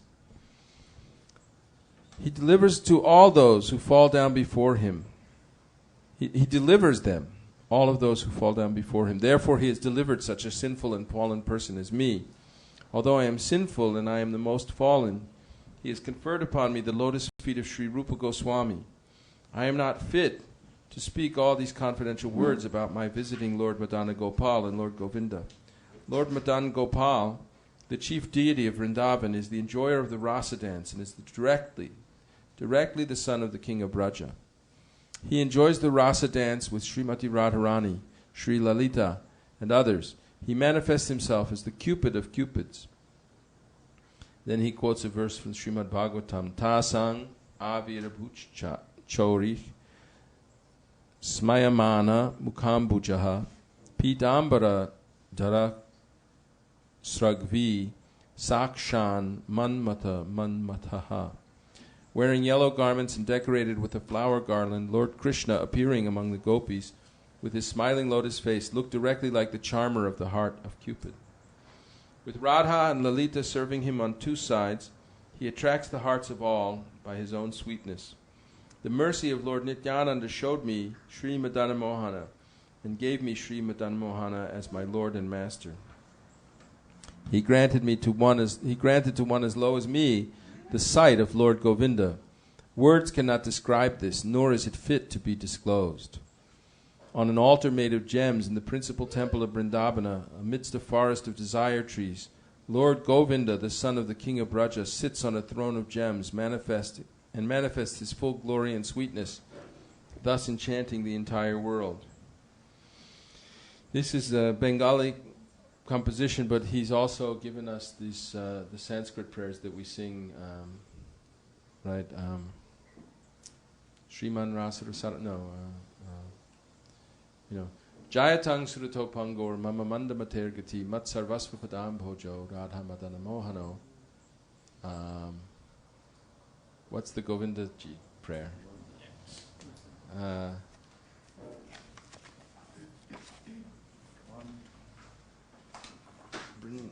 It's very similar to this. This one says Brindabone. Yes. Divya Vrindaranya Kalpadrumadhak Srimad Ratnagara Singha Sanastau Shriman Radha Srila Govinda Devo Prashtali Bhi Sevyamanas Madami. So here Krishnadas writes, Brindavane Jogapite Kalpaturu Bone Ratna Mandapa Tahe Ratna Singhasane Shri Govinda Vasiyachain Brajendra Nandan Madhura Kashi Koren Jagat Mohana. By his left side is Srimati Radharani and her personal friends. With them, Lord Govinda enjoys the Rasa Leela and many other pastimes. Lord Brahma, sitting on his lotus seat in his own abode, always meditates on him and worships him with the mantra consisting of 18 syllables. Purport: in his own planet, Lord Brahma, with inhabitants of that planet, worships the form of Lord Govinda, Krishna, by the mantra of 18 syllables. Kling Krishnaya Govindaya Gopi Jana Balabhaya Swaha. Those who are initiated by a bona fide spiritual master and who chant the Gayatri mantra 3 times a day know this Ashtada Shakshara, 18-syllable mantra. The inhabitants of Brahmaloka and the planets below Brahmaloka worship Lord Govinda by meditating with this mantra. There is no difference between meditating and chanting, but in the present age, meditation is not possible on this planet. Therefore, loud chanting of a mantra like the Maha Mantra, Hare Krishna, Hare Krishna, Krishna Krishna, Hare Hare, Hare Rama, Hare Rama, Rama Rama, Hare Hare, with soft chanting of the Ashtadakshara mantra of 18 syllables is recommended. So there's no difference between meditating and chanting, but on this planet now, in this time, no, meditating is not really possible, real meditation. So the chanting is recommended. Lord Brahma lives in the highest planetary system known as Brahmaloka or Satyaloka. In every planet there is a predominating deity. As the predominating deity in Satyaloka is Lord Brahma, so in the heavenly planets Indra is the predominating deity, and on the sun god Vivasvan is the predominating deity. The inhabitants and predominating deities of every planet are all recommended to worship Govinda, either by meditation or by chanting. Translation: everyone in the 14 worlds meditates upon him, and all the denizens of Vaikuntha sing of his qualities. The goddess of fortune is attracted by his sweetness, which Srila Rupa Goswami has described in this way. So Krishnadas Kaviraj was ordered by Lord Nityananda to go to Vrindavan, and he immediately followed that order, and then he got this great treasure of the vision of Radha and Krishna, which is no ordinary thing.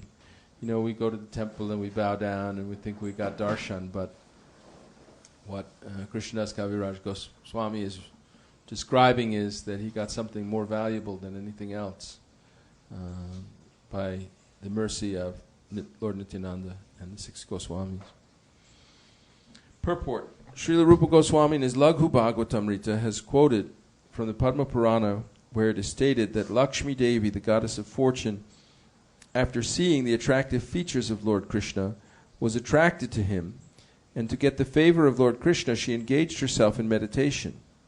When asked by Krishna why she engaged in meditation with austerity, Lakshmi Devi answered, "I want to be one of your associates, like the gopis in Vrindavan."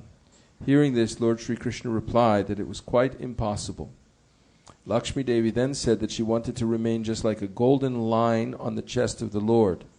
The Lord granted the request, and since then Lakshmi has always been situated on the chest of Lord Krishna as a golden line. The austerity and meditation of Lakshmi Devi are also mentioned in Srimad Bhagavatam 10:16-36, where the Nagapatnis, the wives of the serpent Kaliya, in the course of their prayers to Krishna, said that the goddess of fortune, Lakshmi, also wanted his association as a gopi and desired the dust of his lotus feet. Lord Chaitanya discussed this with the head priest of Rangakshetra, who was the uncle of Gopal Bhatta Goswami, or the father of Gopal Bhatta Goswami. It was Venkata Bhatta and Tirumala Bhatta were the 2 brothers.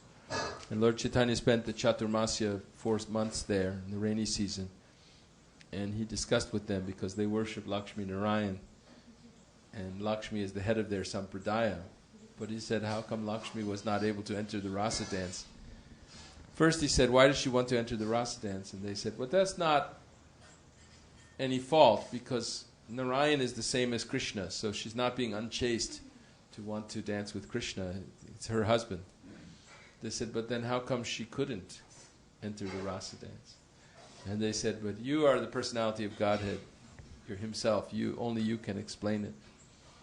And he said, because she was following the process of austerity, rules and regulations, meditation, and, but to enter into the pastimes of Vrindavan, you have to follow the spontaneous love by following in the footsteps of the residents there. You have to become the servant of the gopis, and then by following them, you can learn the ways of intimate love of Krishna that way, not by the strict rules and regulations.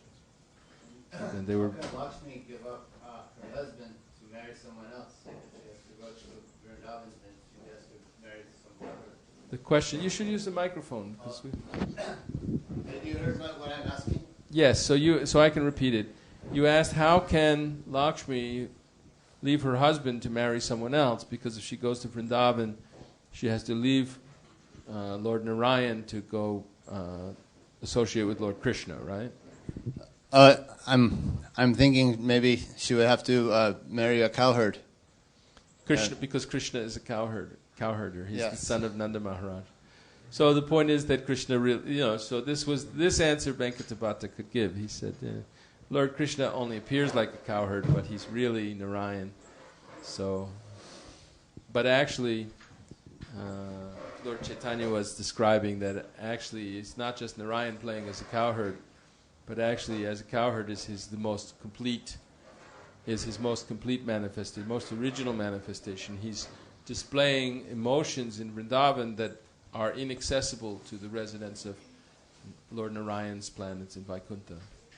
So that was his point, that he was establishing. There may be a friendly disagreement between the Sri Sampradaya and the Madhva or Gaudiya Madhva Sampradaya, that who is supreme, Krishna or Vishnu, Narayan. So Lord Chaitanya was in this way teaching why we say that Krishna is really supreme. That even though he and Narayan are the same person, that as Krishna, he exhibits himself more fully. He has more qualities, Rupa Goswami explains. He has special loving pastimes. He has a flute, which he never has in Vaikuntha. He has surrounded by special loving devotees. And he has a special physical beauty, but beautiful form that is even more beautiful, much more beautiful than that of Narayan. And he's dark in color. He's dark in color. Yeah. Yes. Which makes him more beautiful. Which makes him more beautiful that he's very dark in color. Yeah. So his loving pastimes, they have these moods called rasas. Rasa means essence or juice. So we were just reading that Sanatana Goswami is the professor of the science of bhakti, and Rupa Goswami is the rasa acharya. He's the explainer of the essence of devotional service. And in the Nectar of Devotion, Bhakti Rasamrita Sindhu, he explains that there are different mellows, rasas, that are relished by devotees. And that Krishna displays more of these mellows, different mellows, especially intimate mellows that are never displayed. When I was in Vrindavan, I was attending a class by Bhakti Charuswami about 20 years ago, more than 23, 24 years ago. And he was saying that, these special pastimes of Krishna, like the Vatsalya Rasa and the Madhurya Rasa, they aren't displayed by any other avatars. So I told him that there's a famous song about Lord Rama as a child, and he's trying to, put the shoes on or carry the shoes, or he's trying to walk. He's a little baby and he's trying to walk, but he's faltering and he can't actually stand up. And so I said, this sounds like this is in the Vatsalya Rasa. He said, yes, that's Tulsidas Ramayana. He's already been influenced by the bhakti of Lord Chaitanya and the mood of Krishna, and then he's explaining the pastimes of Rama with those moods. But you won't find this in the original Ramayana. You won't find this in Valmiki's Sanskrit Ramayana, this kind of descriptions of those kind of... So it was his some mixing. Actually, this is what Bhakti True Swami told me, so don't be angry with me that I'm not criticizing Tulsidas, but it's a fact that actually the pastimes of Lord Rama have a mood of chivalry and great righteousness and kingly. Yes, he's the supreme, perfect king, the perfect man, and whereas the mood of Krishna is very sportive, and it's a different kind of emotions that are exchanged by the pure devotees, and this is scientific. Krishna is our go-wala. So everyone has to use the microphone to speak. So actually, what I'm understanding is maybe Lakshmi Devi she didn't have she didn't do the sadhan actually to go to Vrindavan. She did the wrong kind of sadhan. She did the practice of Vaikuntha, the sadhan of. Yeah, she's the embodiment of Padasevanam. She's the embodiment of Padasevanam. Kalyan can explain. Go ahead. Among the 9 limbs of Vaidhi Bhakti, she is the embodiment of Padasevanam. She always wants to serve her husband, the lotus feet of Lord Narayana. So she was not allowed to enter into the rasa dance because of that. Right. You have to follow the footsteps of the gopis. You have to become a servant of the gopis too. Yeah. So here's a verse I'll stop after reading this verse. This verse, Srila Prabhupada liked this verse. He had some devotee actually make in calligraphy, and he hung it up in the temple in New York. Smerang bhangi traya parichitang sachi vistirna drishting vangshi nyastadhara kishalayam ujvalang chandrakena govindakyang haritanum itak keshitirto pukante ma prekshishtas tava yadi sake bandhu sange stiranga. This is Rupa Goswami, he's composed this verse. My dear friend, one gopi is telling another gopi, my dear friend, if you are indeed attached to your worldly friends, do not look at the smiling face of Lord Govinda as he stands on the bank of the Jamuna at Keshigat. Casting sidelong glances, he places his flute to his lips, which seem like newly blossomed twigs. His transcendental body, bending in 3 places, appears very bright in the moonlight. Purport. This is a verse quoted from Bhakti Rasamrita Sindhu in connection with practical devotional service. Generally, people in their conditioned life engage in the pleasure of society, friendship, and love. This so-called love is lust, not love. But people are satisfied with such a false understanding of love.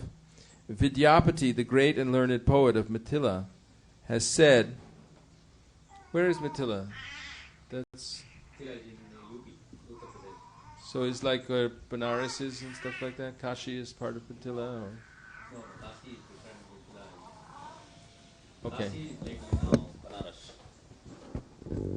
Kashi is Banaras. Kashi is Banaras. Kashi is Banaras, and Allahabad is, which we call also sometimes Prayag, and okay. And then Mithila is in Uttar Pradesh. It's further west. Yes.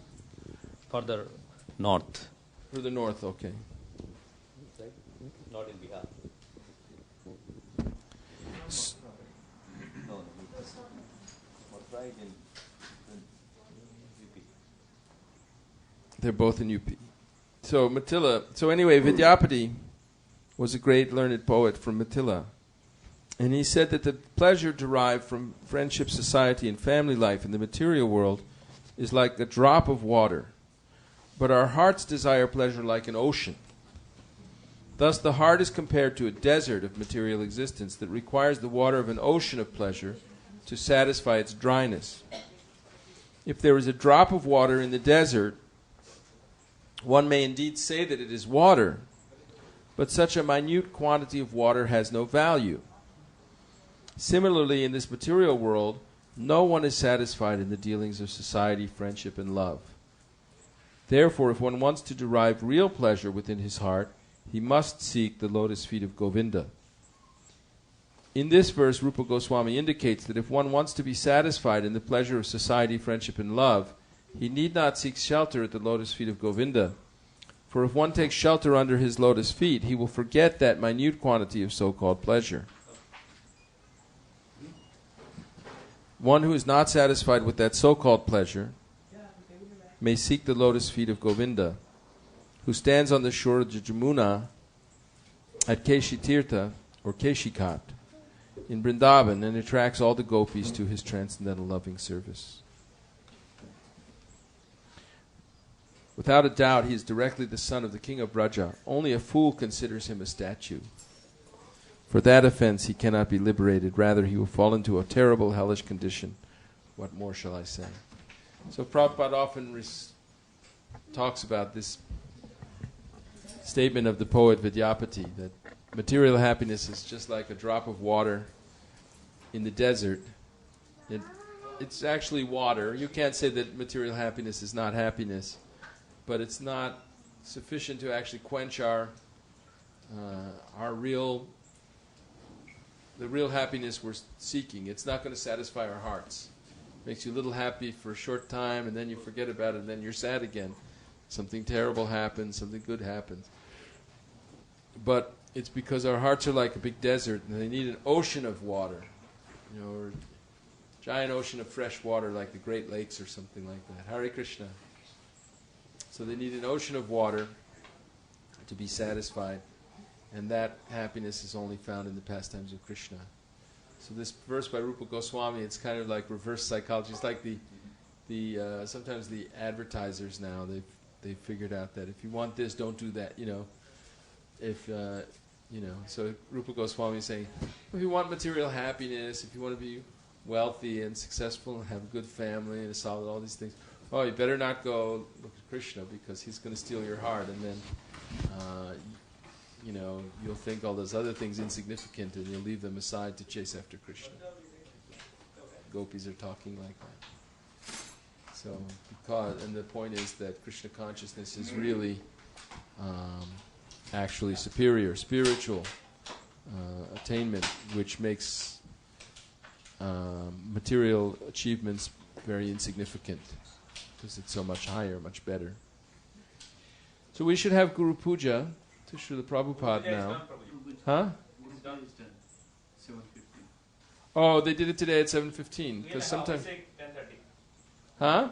We'll have Abhishek in 10. Abhishek at 10:30. All right. Another 10 minutes. 11:30, Prabhuji. Abhishek is at 11:30. Oh, what's? Yeah. We have some confusion over the schedule. So 11:30 is the Abhishek. So 10:30, from 10:30 to 11:30 was the Nityananda pastimes. So okay. Before that was the Bhagavatam class. Yeah, the authority is here. All right. Yes, so I was going to start right now. Of course, we'll sing Nitai Pada Kamala, but right now I wanted to sing because that song that was... Oh, they have an index of first lines in the back. That's easier. The song that was being referred to in one of the purports, I wanted to sing that. Gauranga Bolite Habe. Carlos, don't leave until we talk. It's time for us to finish the floors and stuff. So we need some advice about that. Page 85.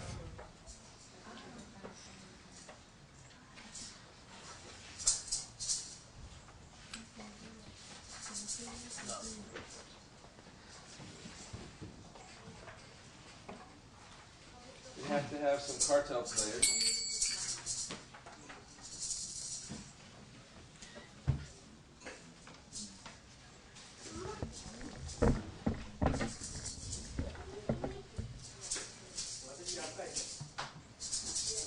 Tied very short. Gauranga bolite habe ulaka sharir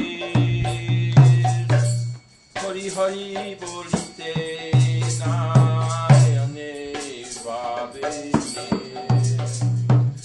Gauranga bolite habe ulaka sharir Hari Hari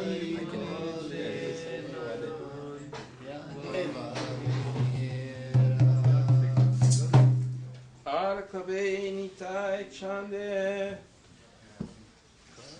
karuna hoibe samsara vashanamo hobe tuchha habe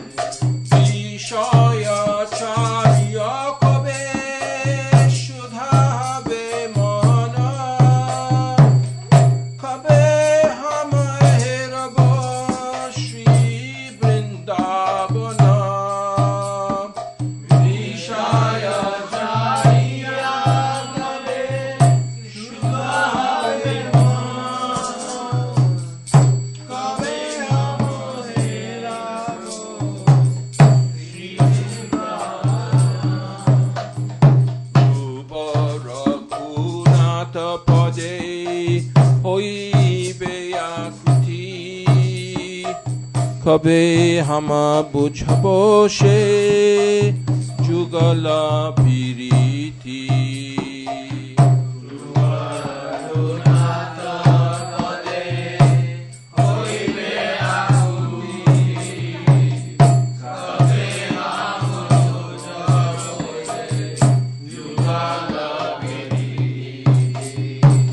Rupa Raghunatha Pade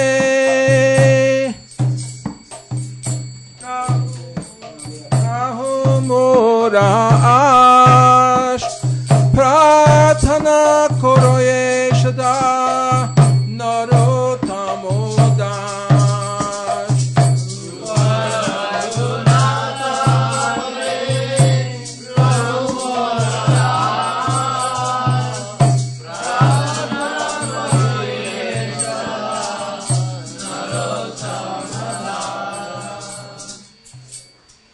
So we'll read the translation and then Srila Prabhupada's purport. Do we have the Devanagari script for this? Well, it's a Bengali song, so we have to have Bengali script. No, we don't have it in Devanagari. We could put it in, I could write it in Devanagari if you like. But we just have it in the English in this book. Why don't we go around the room with the, just read one verse at a time. You can start and pass the microphone around. Gauranga bolite habe pulaka sarira, Hari Hari bolite nayane babe nira. Gauranga bolite, while chanting the holy name of Lord Gauranga, habe, it will it be, pulaka sarira, shivering bodily limbs. Hari Hari bolite, while chanting the holy name Lord Hari, nayane, from my eyes, babe nira, tears will fall. When will that opportune moment come to me? When there will be a shivering of the body as soon as I chant Lord Gauranga's name. After that shivering, while chanting Hare Krishna, when will there be tears pouring down from my eyes? Thank you. আর কবে নিতাই চাঁদের করুণা হইবে সংসার বাসনা মোর কবে তুচ্ছ হবে আর কবে and when Nitai চাঁদের করুণা the compassion of the moon like Lord Nityananda hoibe will be shown to me samsara vasana mora my worldly desires kabe when tuchha habe will become very insignificant and when will Nityananda bestow his causeless mercy upon me so that my desire for material enjoyment will become very insignificant. When will that time come?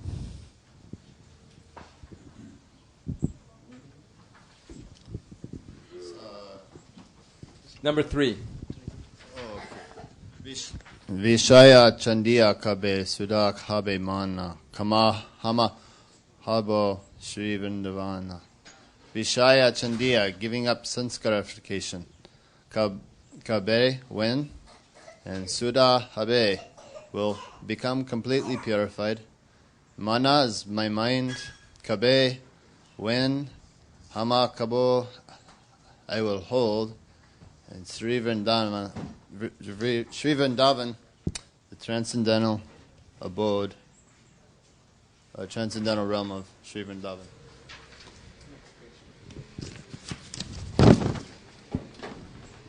When my mind is completely purified, being freed from material anxieties, any desire shall be able. Then I shall be able to understand Vrindavan and conjugal love of Sri Radha and Krishna, and when my spiritual life will be successful. So that's the answer to your question before. That Shahajya means that they want to pretend to understand the conjugal love of Radha Krishna, but their mind isn't completely purified from material anxieties and desires, because they're not completely spiritualized yet.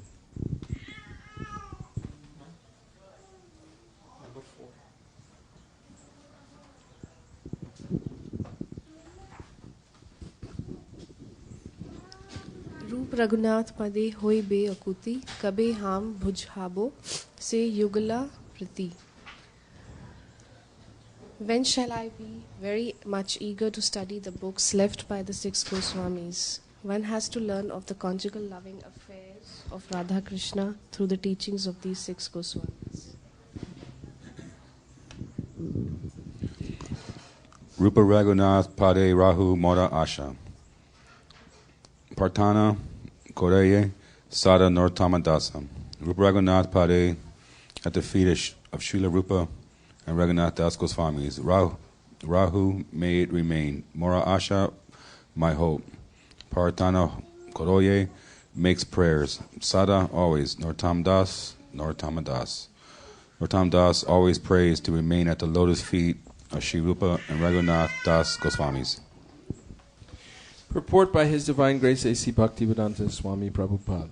This song was sung by Narottam Das Thakur, a great devotee and acharya in the Gaudiya Vaishnava Sampradaya, the disciplic succession coming down from Lord Chaitanya. Narottama Das Thakur has written many songs which are recognized as authoritative by all Vaishnavas. He has sung these songs in simple Bengali language, but the purport, the deep meaning of his songs is very significant. In this song he says, Gauranga bolite habe pulaka shorir. One has attained the perfection of chanting when, as soon as he chants the name of Lord Gauranga, who initiated this Sankirtan movement, at once there is shivering in his body. This is not to be imitated, but Narottama Das Thakur is asking, when will that opportune moment come to us when there will be shivering of the body as soon as we chant Lord Gauranga's name? And after the shivering, Hari Hari Bolite Nayane Babe Nir. While chanting Hare Krishna, there will be tears in the eyes. Then he says, Ara Kobe Nitai Chander Karuna Hoibe. We are all asking about the mercy of Lord Nityananda. We're all asking about the mercy of Lord Nityananda. Nityananda is said to be the original spiritual master. So we have to approach Gauranga, Lord Chaitanya, through the mercy of Lord Nityananda. What is the symptom of a person who has achieved the causeless mercy of Lord Nityananda? Narottam Das Thakur says that the symptom of one who has actually received the causeless mercy of Lord Nityananda is that he has no more material desire. Ara kobe nitai chander kuruna hoibe shangshara bashana mor kobe tuchahab habe. Shangshara bashana means desire for material enjoyment. And Narottam Das wonders when it will become very insignificant. Of course, as long as we have bodies, we have to accept so many material things, but not in the spirit of enjoyment, but only to keep body and soul together. Hare Krishna.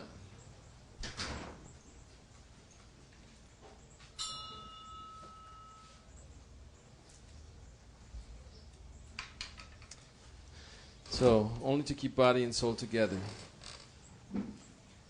Haribol, Carlos. Can we read some too? You want to read? Yeah, go ahead. It says, Nortam Das says further, Rupa Raghunath Pade Hoibe Akuti. When shall I be very much eager to study the books left by the 6 Goswamis? Akuti means eagerness. Because Rupa Goswami is the father of devotional service, he has written a book called Bhakti Rasamitra Sindhu, in which there are nice directions on devotional service. These topics are also dealt with in the Chaitanya Charitamrita and other books. And we have given the summary of those books, of those directions in our book, Teachings of Lord Chaitanya. One has to learn of the conjugal loving affairs of Radha Krishna through the teachings of the 6 Goswamis. Narottam Das Thakur directs us not to try to understand the conjugal love of Radha Krishna by our own endeavor.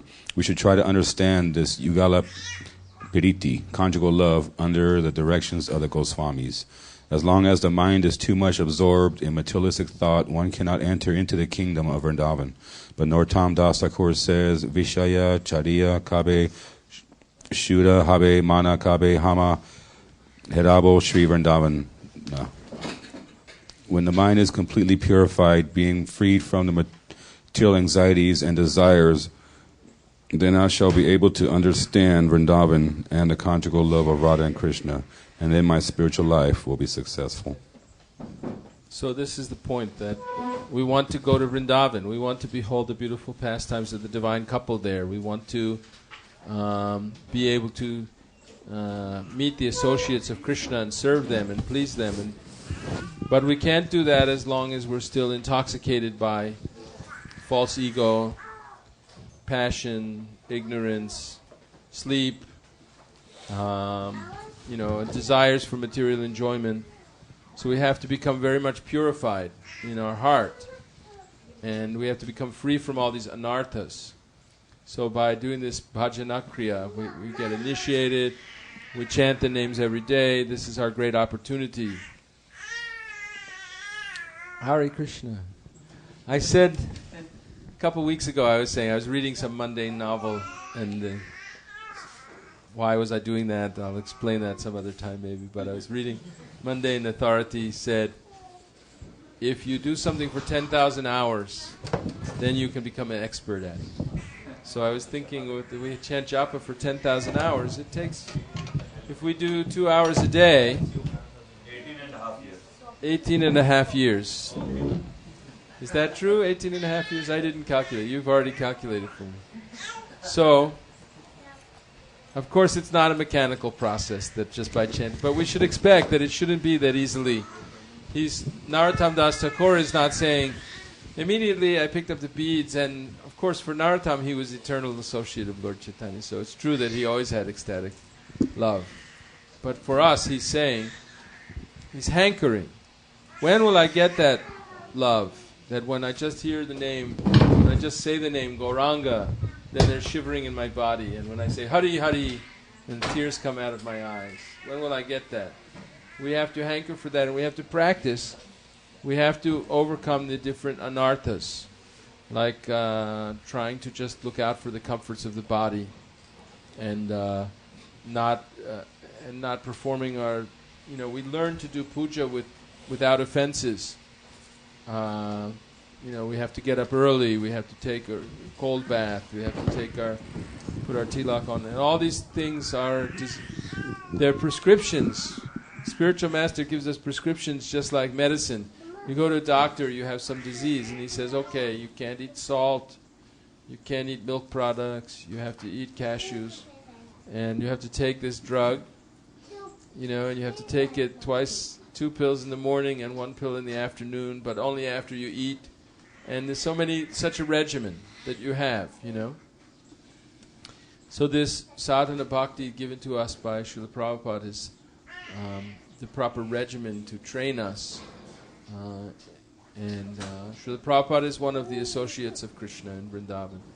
And if we and we follow his instructions, and we serve him, and he's ordered us to distribute his books everywhere, and to not just to distribute his books, we have to read his books, understand them, explain them, and get people interested in them, right? Because We could sell some book. We used to always sell the books. We would just, meet somebody in the airport and we'd make a connection with them. And we'd write our name on the book, and we would say, "This is what I'm giving out." But the whole exchange wouldn't be about the book. It would just be about our connection with the person, and then we would ask for a donation. Sometimes we would try to make it sound like we were doing some kind of mundane charity. I remember when they taught me to distribute books in Miami airport, I was taught the line, "Ayudamos a la gente que vive en las pobres condiciones." We're helping people who live in in poverty-stricken conditions. Poor. Yes, Prabhu.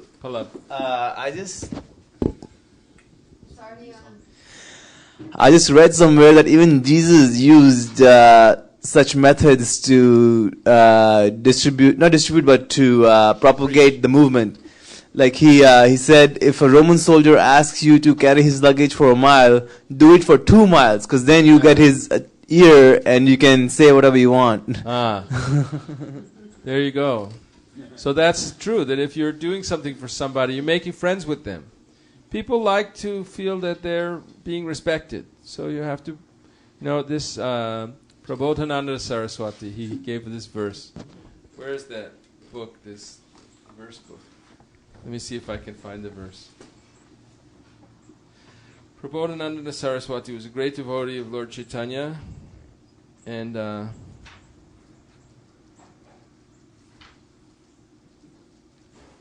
let's see if I can look at, there's an index of first and third lines. I'll look up Hey Sadhava. Prabhupada liked this. This is a very good book that has a lot of verses that Srila Prabhupada used. Page 430? 413. Hey Sadhava Sakalameva Vihaya Durad.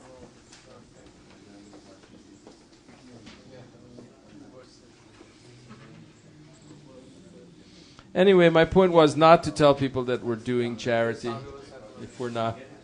But Dante nidhaya trinakang padayor nipatya kritva chakaku shatam etadahang bravimi. Hey sadhavak sakalameva vihaya durad chaitanya chandra charane kurutanu ragam. Taking a blade of grass, straw between my teeth, and falling at your feet 100 times, I humbly submit, "Oh, great personality, please give up all mundane knowledge that you have learned and just submit yourself at the lotus feet of Lord Chaitanya Mahaprabhu."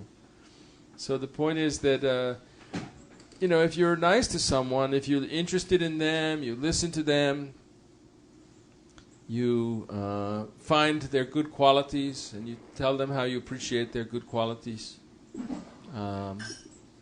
then they may become sympathetic to you, and then you can actually introduce them to appreciate the superior qualities of Srila Prabhupada's books. So this is bona fide. Even Jesus did it. Even Jesus instructed it. Even so, the point is, it's not empty flattery. It's not just. But that's the way of the world. People get. If you want to sell somebody something, you flatter them, you listen to them, you sympathize with them, but not some kind of fake, cynical thing, but you actually appreciate. Everyone is a spark of Krishna, and they all have some good qualities. We all have some good qualities and bad qualities. This is especially true of the devotees when we associate with each other. We have to tolerate each other. We have to look at the good qualities and overlook the bad qualities. But when you live with someone for a long time, when you're married, you have a family, you'll find that the little annoying things you do, your spouse will tell you about them. They'll start telling you about your bad qualities, and you'll start telling her about her bad qualities, and it annoys us. We don't want to hear about our bad qualities. We want to be worshipped and honored. But this is the way of the world, so we have to be sensitive to that. And it's the way to make friends, If you want to make friends with people, you don't criticize them. You appreciate them. You listen to them and appreciate them. So we want to make friends, but not for some purpose of politics. We want to have a lot of rich and powerful friends, and then we can succeed and get elected president or whatever. But we want to get them to appreciate Srila Prabhupada's books and achieve our mission, which is to cover the earth, as we were saying before, like the Sherman-Williams paint sign. We want Lord Chaitanya's movement to spread all over the earth and become very dominant as a cultural force. So already Prabodhananda Saraswati was showing us how we can do this by taking a straw in our teeth and falling at someone's feet and saying, "Oh, saintly person, you're so wonderful. Now, forget about everything else and just, throw everything far away. Just take Lord Chaitanya's lotus feet exclusively." So we used to do that with the books, but we want to actually read the books and know the books. Prabhupada was saying several times, he's telling the devotees, it's not that someone says, "Well, what's in the book?" and you say, "Oh, I don't know, I'm just a salesman. I just sell them, I don't read them." I mean, we have to know them, be able to explain them, be able to tell people why we should have study groups everywhere where devotees... Yeah, Kanka. There's that nice story about Lord Nityananda. Microphone. There's a nice story about Lord Nityananda falling at the feet of Jagai and Madai and begging them, and they were so horrible that they threw the pot at Lord Nityananda's head. Yeah. Although they were drinking wine, they were drunk. And although rowdy. Jagai tried to stop Madai after he realized this is not a good thing.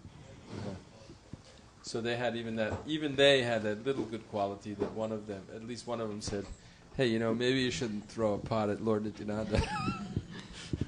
But it was too late, right? Lord Chaitanya immediately came with his chakra and he was about to cut their heads off. And Lord Nityananda said,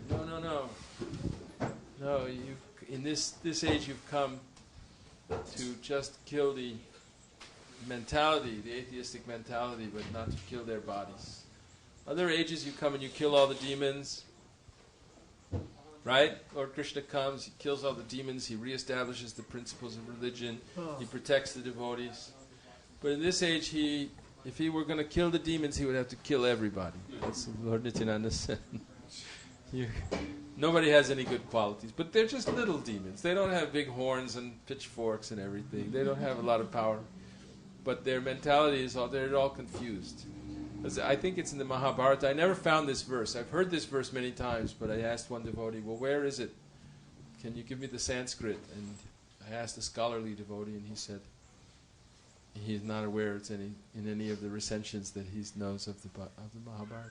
But it says that in the Satya Yuga, the demons and devotees lived on different planets, and in the Treta Yuga, they lived in different countries or dynasties, different families.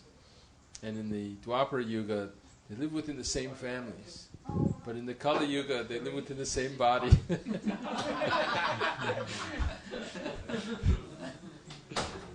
So if Lord Chaitanya was going to kill all the demons, he would have to just kill everybody. Wait, when you come as Kalki, then you can do that. But right now, you're going to kill the bad qualities by making them devotees. By giving them mercy to give out that devotional service. So this is Lord Nityananda's mercy. We should read the pastime of Jagai Mata. Let's sing Nitai Pada Kamala. That's who else is a singer? Is there someone else here who wants to lead the singing?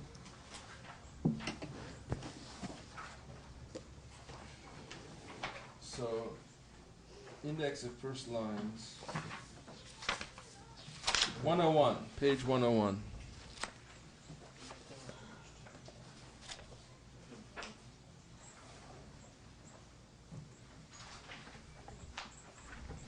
We don't sing all these songs all the time. We should sing them more often. We have so many nice songs in this book. And this one is a very famous song. When I went to Ekachakra, I went to Lord Nityananda's birthplace. And I went with Kavichandra Maharaj and a group of devotees. And I forget which... What? We tried to go. Twice I've tried to go and I never than ever. Oh, you should go. There's big ISKCON place there now. Yeah, we it's tried. Very hospitable. So I went there, and we were at one of the temples, and I forget which place. You know, it was temple of one of the deities that was present at during Lord Nityananda's own pastimes. And one devotee came there, and he was blind. And he was completely blind. Some local devotee there. And Kavi Chandra Maharaj asked him, and he had a mridanga, and Kavi Chandra Maharaj asked him, could he sing a song? And he sang this song, Nitai Pada Kamala. Then we all gave him a bunch of rupees. Nice. He sang very, very nicely. He was only physically blind, but he was spiritually blind. Nitai Pada Kamala Koti Chandra Shushitala. Nitai Pada Kamala Koti Chandra Shushitala. Jai Chayai Jagata Judaya. Jai Chayai Jagata Judaya. Hey no Nitai Bine Bhai.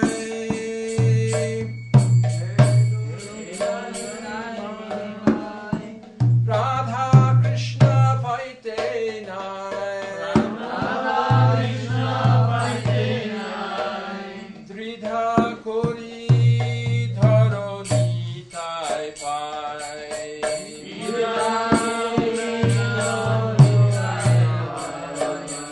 Let's try to do a whole line each instead of half line. Shesha Bandhi Naheja Nitai. Deshan Nahiya Brita Janma Gelota.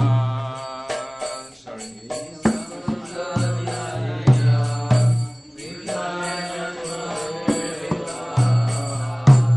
She Pashu Koro Turacha.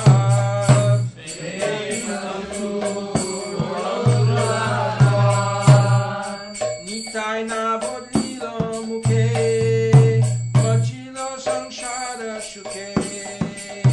Nitai na bodlilo mukhe, bachilo samsara shuke. Vidyakule ki kori beta. Vidyakule ki kori beta. Ahankara mata hoya. Nitai Pada Pashariya. Ahankare Mata Hoya. Nitai Pada Pashariya. Ashatera Shatakori Mani. Ashatera Shatakori Mani. Nitai Karina Habe. Karuna Habe. Raje Radha Krishna Pabe.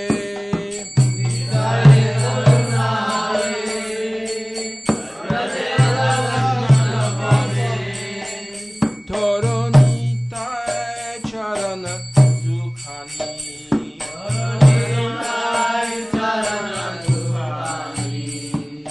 Nitai Charana Sakta Tara Shabik Shebaka Nita. Nitai Charana Sakta. Nitai Pada Shatta Kurash. Nitai Pada Shatta Kurash. Narotamo Koro Dukhi. Nitai More Koro Shukhi. Narotamo Koro Dukhi. Nitai More Koro Shukhi. Rakharanga Charanera.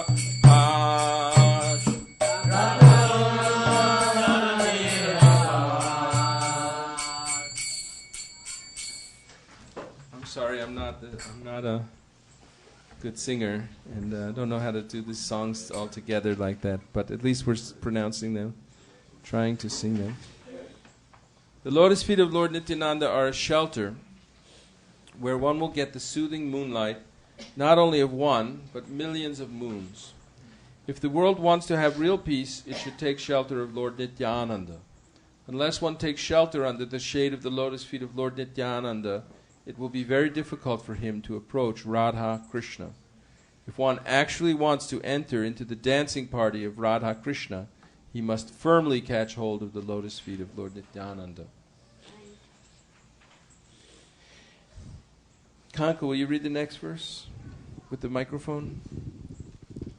Anyone who has not established his relationship with Nityananda Prabhu is understood to have spoiled his valuable human birth. Such a human being is actually an uncontrollable animal. Because he never uttered the holy name of Nityananda, he has become merged into so-called material happiness. What can his useless education and family tradition do to help him?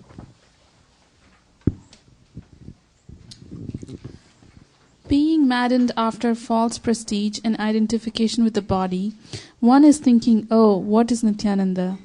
What can he do for me? I don't care. The result is that he is accepting something false to be truth. If you actually want to approach the association of Radha Krishna, you must first achieve the mercy of Lord Nityananda.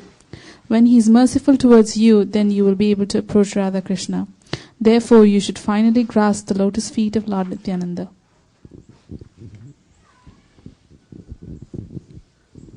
The lotus feet of Nityananda are not illusion, they are a fact. One who engages in transcendental loving service of Nityananda is also transcendental. Always try to catch the lotus feet of Lord Nityananda. This Narottam Dashi is very unhappy. Therefore I am praying to Lord Nityananda to make me happy. My dear Lord, please keep me close to your lotus feet. Kalyana, can you read the Bengali of that verse too? নিতায়ের চরণ সত্য তাহারও সেবক নিত্য নিতাই পদ সদা করি আস নরোত্তম বড় দুঃখী নিতাই মোরে কর সুখী রাখো রাঙা চরণের পাশ. Yeah, we pronounce it, we have to learn Bengali too. So this is the purport by Srila Prabhupada. This is a very nice song sung by Narottam Das Thakur. He advises that Nitai Pada Kamala, the lotus feet of Lord Nityananda, Kamala means lotus and Pada means feet, are a shelter where one will get the soothing moonlight not only of one but of millions of moons. We can just imagine the aggregate total value of the soothing shine of millions of moons. In this material world, Jagat, which is progressing toward hell, there is always a blazing fire and everyone is struggling hard without finding peace. Therefore, if the world wants to have real peace, it should take shelter under the lotus feet of Lord Nityananda, which are cooling like shining of millions of moons. Shining of a million moons. Hare Krishna. Juraya means relief. If one actually wants relief from the struggle of existence and actually wants to extinguish the blazing fire of material pangs, Narottama Das Thakur advises, please take shelter of Lord Nityananda. What will be the result of accepting the shelter of the lotus feet of Lord Nityananda?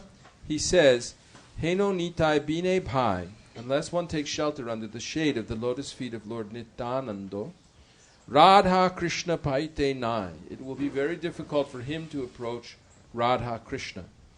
The aim of this Krishna consciousness movement is to enable us to approach Radha Krishna and associate with the Supreme Lord in his sublime pleasure dance. What is the aim of this Hare Krishna movement? Enable us to approach Radha Krishna and associate with the Supreme Lord in his sublime pleasure dance. Narottama Das Thakur advises that if one actually wants to enter into the dancing party of Radha Krishna, he must accept the shelter of the lotus feet of Lord Nityananda. Then he says, Haribol Rajesh. Then he says, Shesham Bandho Nahijar Britat Janma Gelota. Shambandha means connection or contact. Anyone who has not contacted a relationship with Nityananda is understood to have spoiled his human birth. In another song, Narottam Das Thakur similarly says, Hari Hari Pipale Janama Gonainu. Anyone who does not approach Radha Krishna through a relationship with Nityananda has uselessly spoiled his life. Vritha means useless. Janma means life. Tar means his. And Sambandha means a relationship. Anyone who does not make a relationship with Nityananda is simply spoiling the boon of his human form of life. Why is he spoiling it? She Pashu Baro Durachar. She means that, Pashu means animal, and Durachar means misbehaved, or the most misbehaved. Without elevation to Krishna consciousness, through the mercy of Lord Chaitanya and Nityananda, life is simply spoiled for the animal propensities of sense gratification. Narottam Das says that ordinary animals can be tamed, but when a human being is animalistic, having only animal propensities, he is most horrible, for he cannot be tamed. Ordinary cats and dogs, or even a tiger, may be tamed. But when a human being goes out of his way and neglects to take to the human activity of Krishna consciousness, his higher intelligence will simply be misused for animal propensities, and it is very difficult to tame him. The enactment of state laws cannot make a thief an honest man. Because his heart is polluted, he cannot be tamed.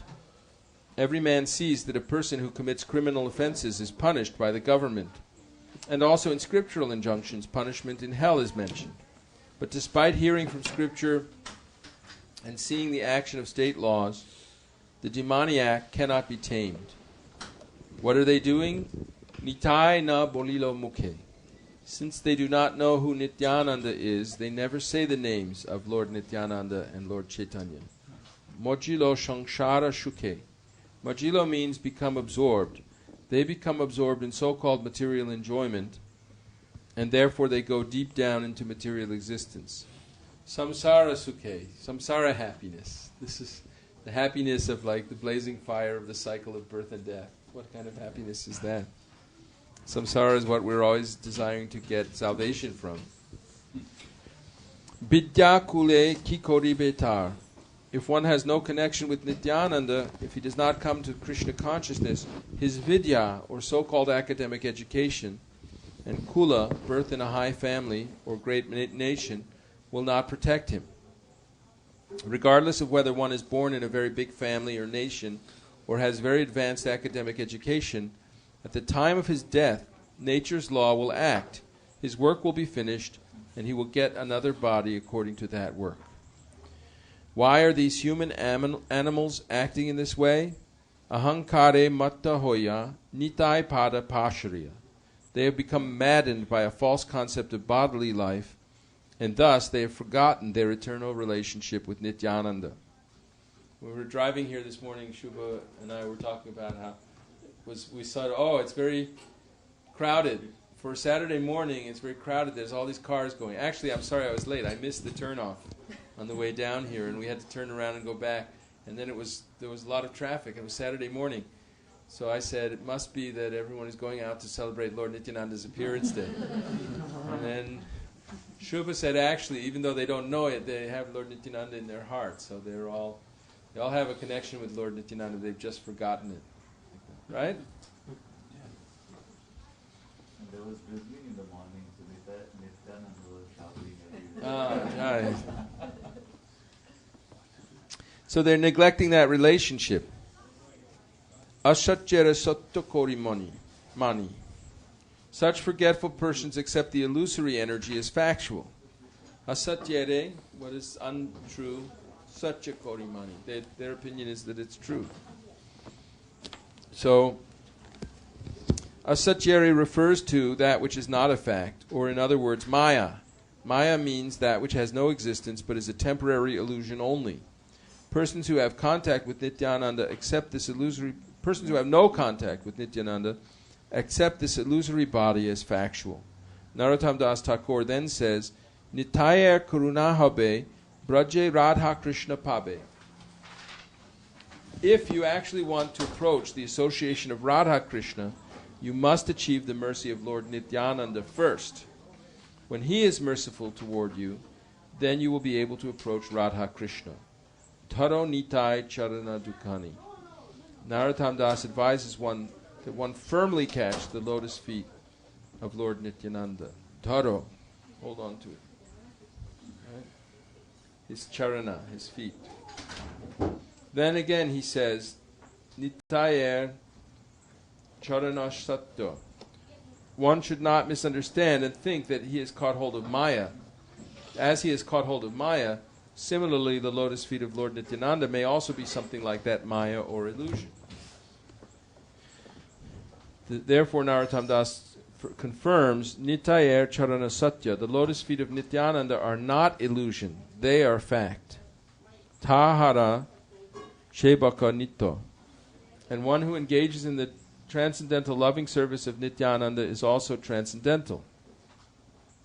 If one engages in the transcendental loving service of Nityananda in Krishna consciousness, he immediately achieves his transcendental position on the spiritual platform, which is eternal and blissful. Therefore he advises, Nitai pada sada koro ash. Always try to catch the lotus feet of Lord Nityananda.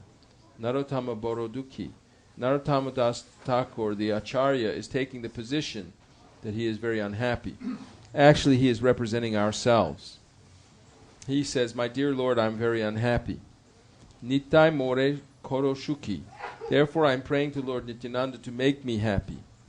Rakho ranga charanera pash.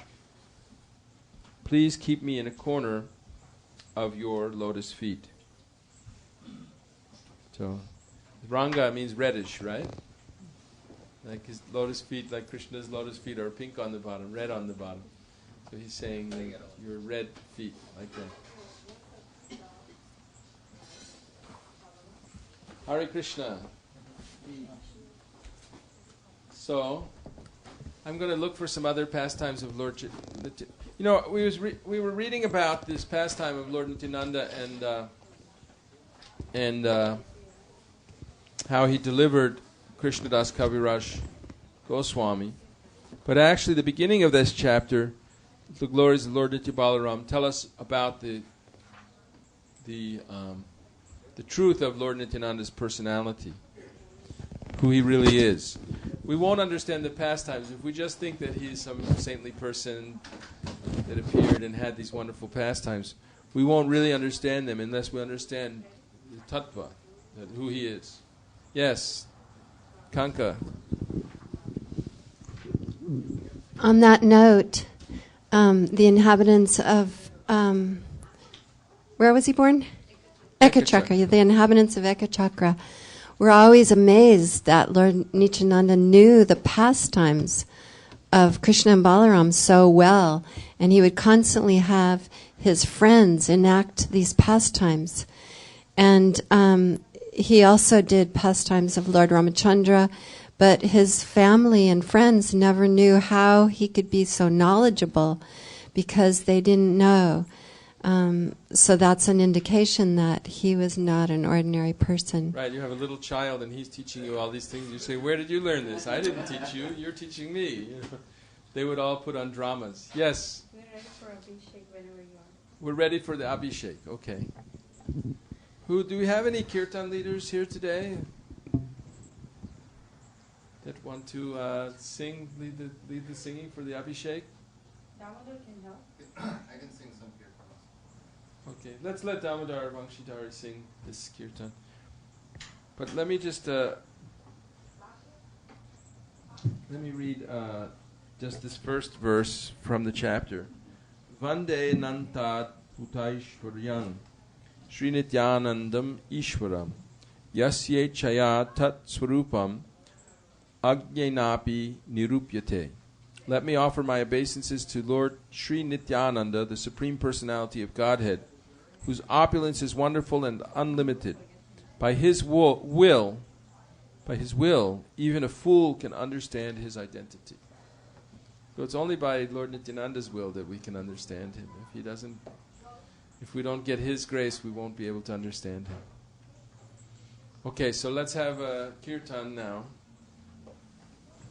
We'll chant the name of Nitai.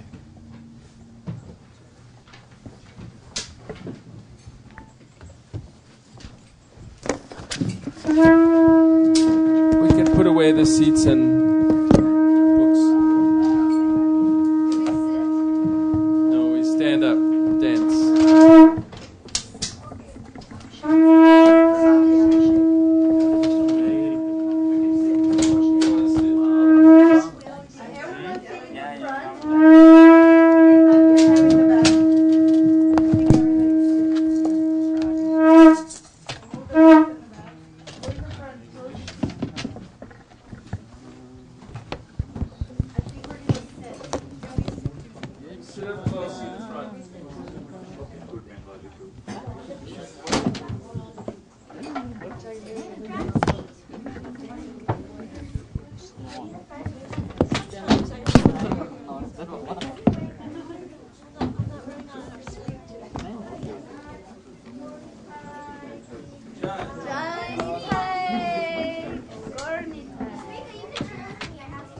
Namah Om Vishnupadaya Krishna Prishtaya Bhutale Srimate Bhakti Vedanta Swami Iti Namine Namah Om Vishnupadaya Krishna Prishtaya Bhutale Srimate Bhakti Vedanta Swami Iti Namine Namaste Saraswate Deve Gauravani Pracharine Nirvishesha Shunyavadi Pashyata Deshatarine Namaste Saraswate Deve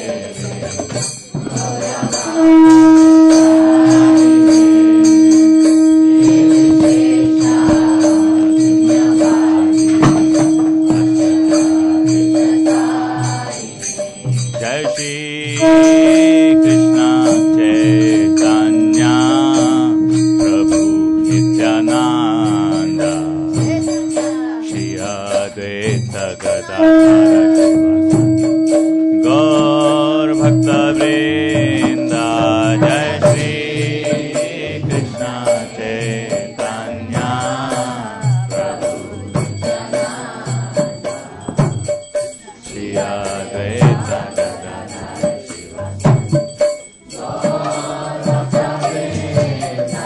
Jaya Shri Krishna Chaitanya Prabhu Nityananda Shri Advaita Gadadhara Gaur Bhakta Vrinda Jaya Shri Krishna Chaitanya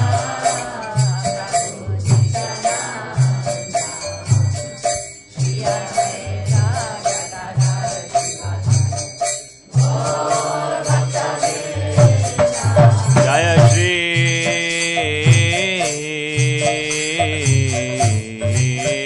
Krishna Chaitanya Prabhu Nityananda Shri Advaita Gadadhara Gaur Bhakta Vrinda Jai Shri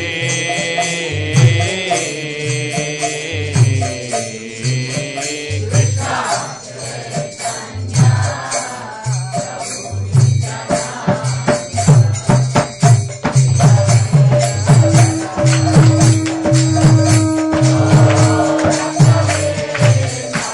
Jaya Shri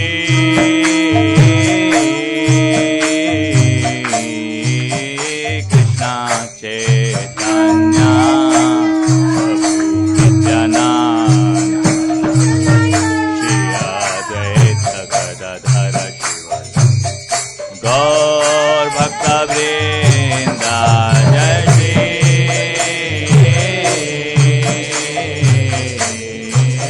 Krishna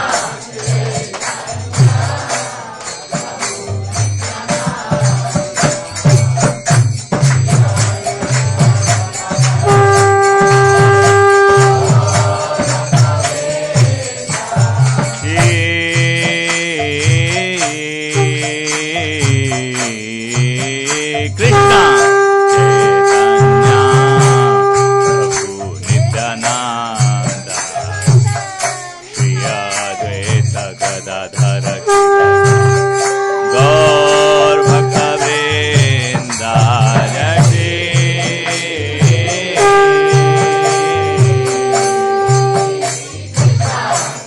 Chaitanya Prabhu Nityananda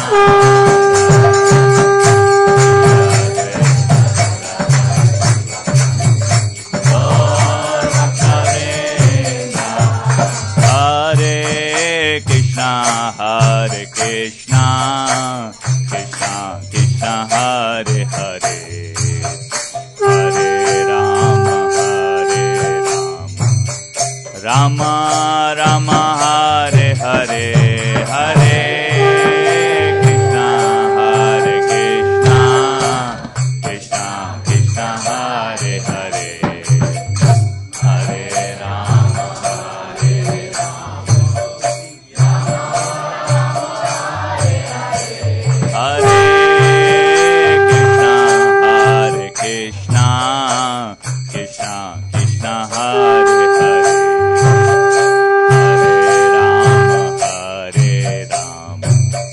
Rama Rama Hare Hare Hare Krishna Hare Krishna Krishna Krishna Hare Hare Hare Rama Hare Rama Rama Rama Hare Hare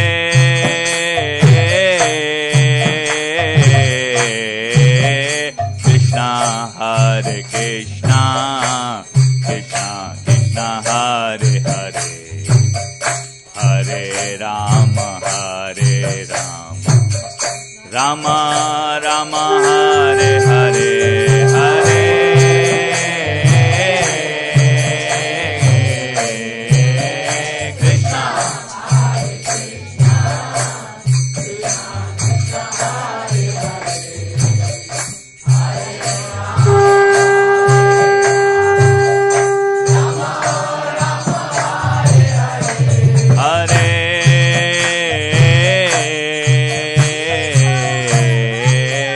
Krishna Hare Krishna Hare Krishna Krishna Krishna Hare Hare Hare Rama Hare Rama Rama Hare Hare Hare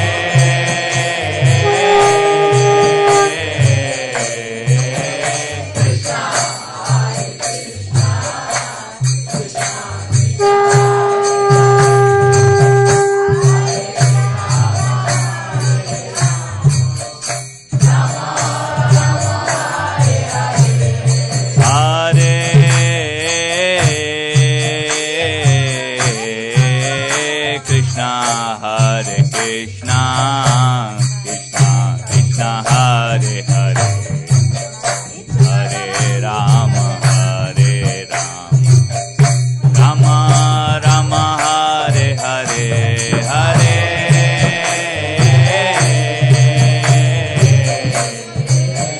Krishna Hare Krishna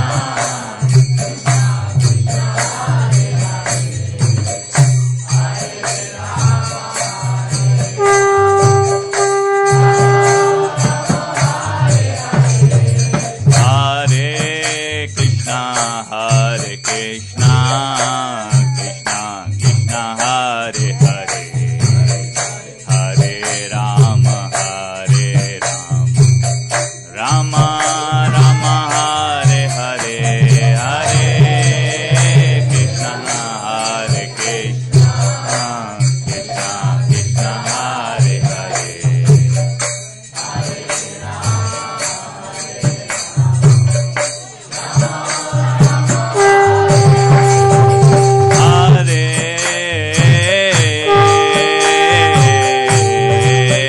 Krishna Hare Krishna Krishna Krishna Hare Hare Rama Hare Rama Rama Rama Hare Hare Hare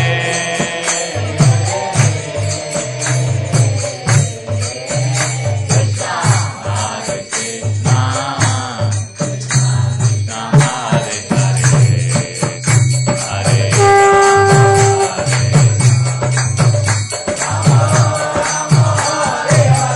Hare Krishna Hare Krishna Krishna Krishna Hare Hare Hare Rama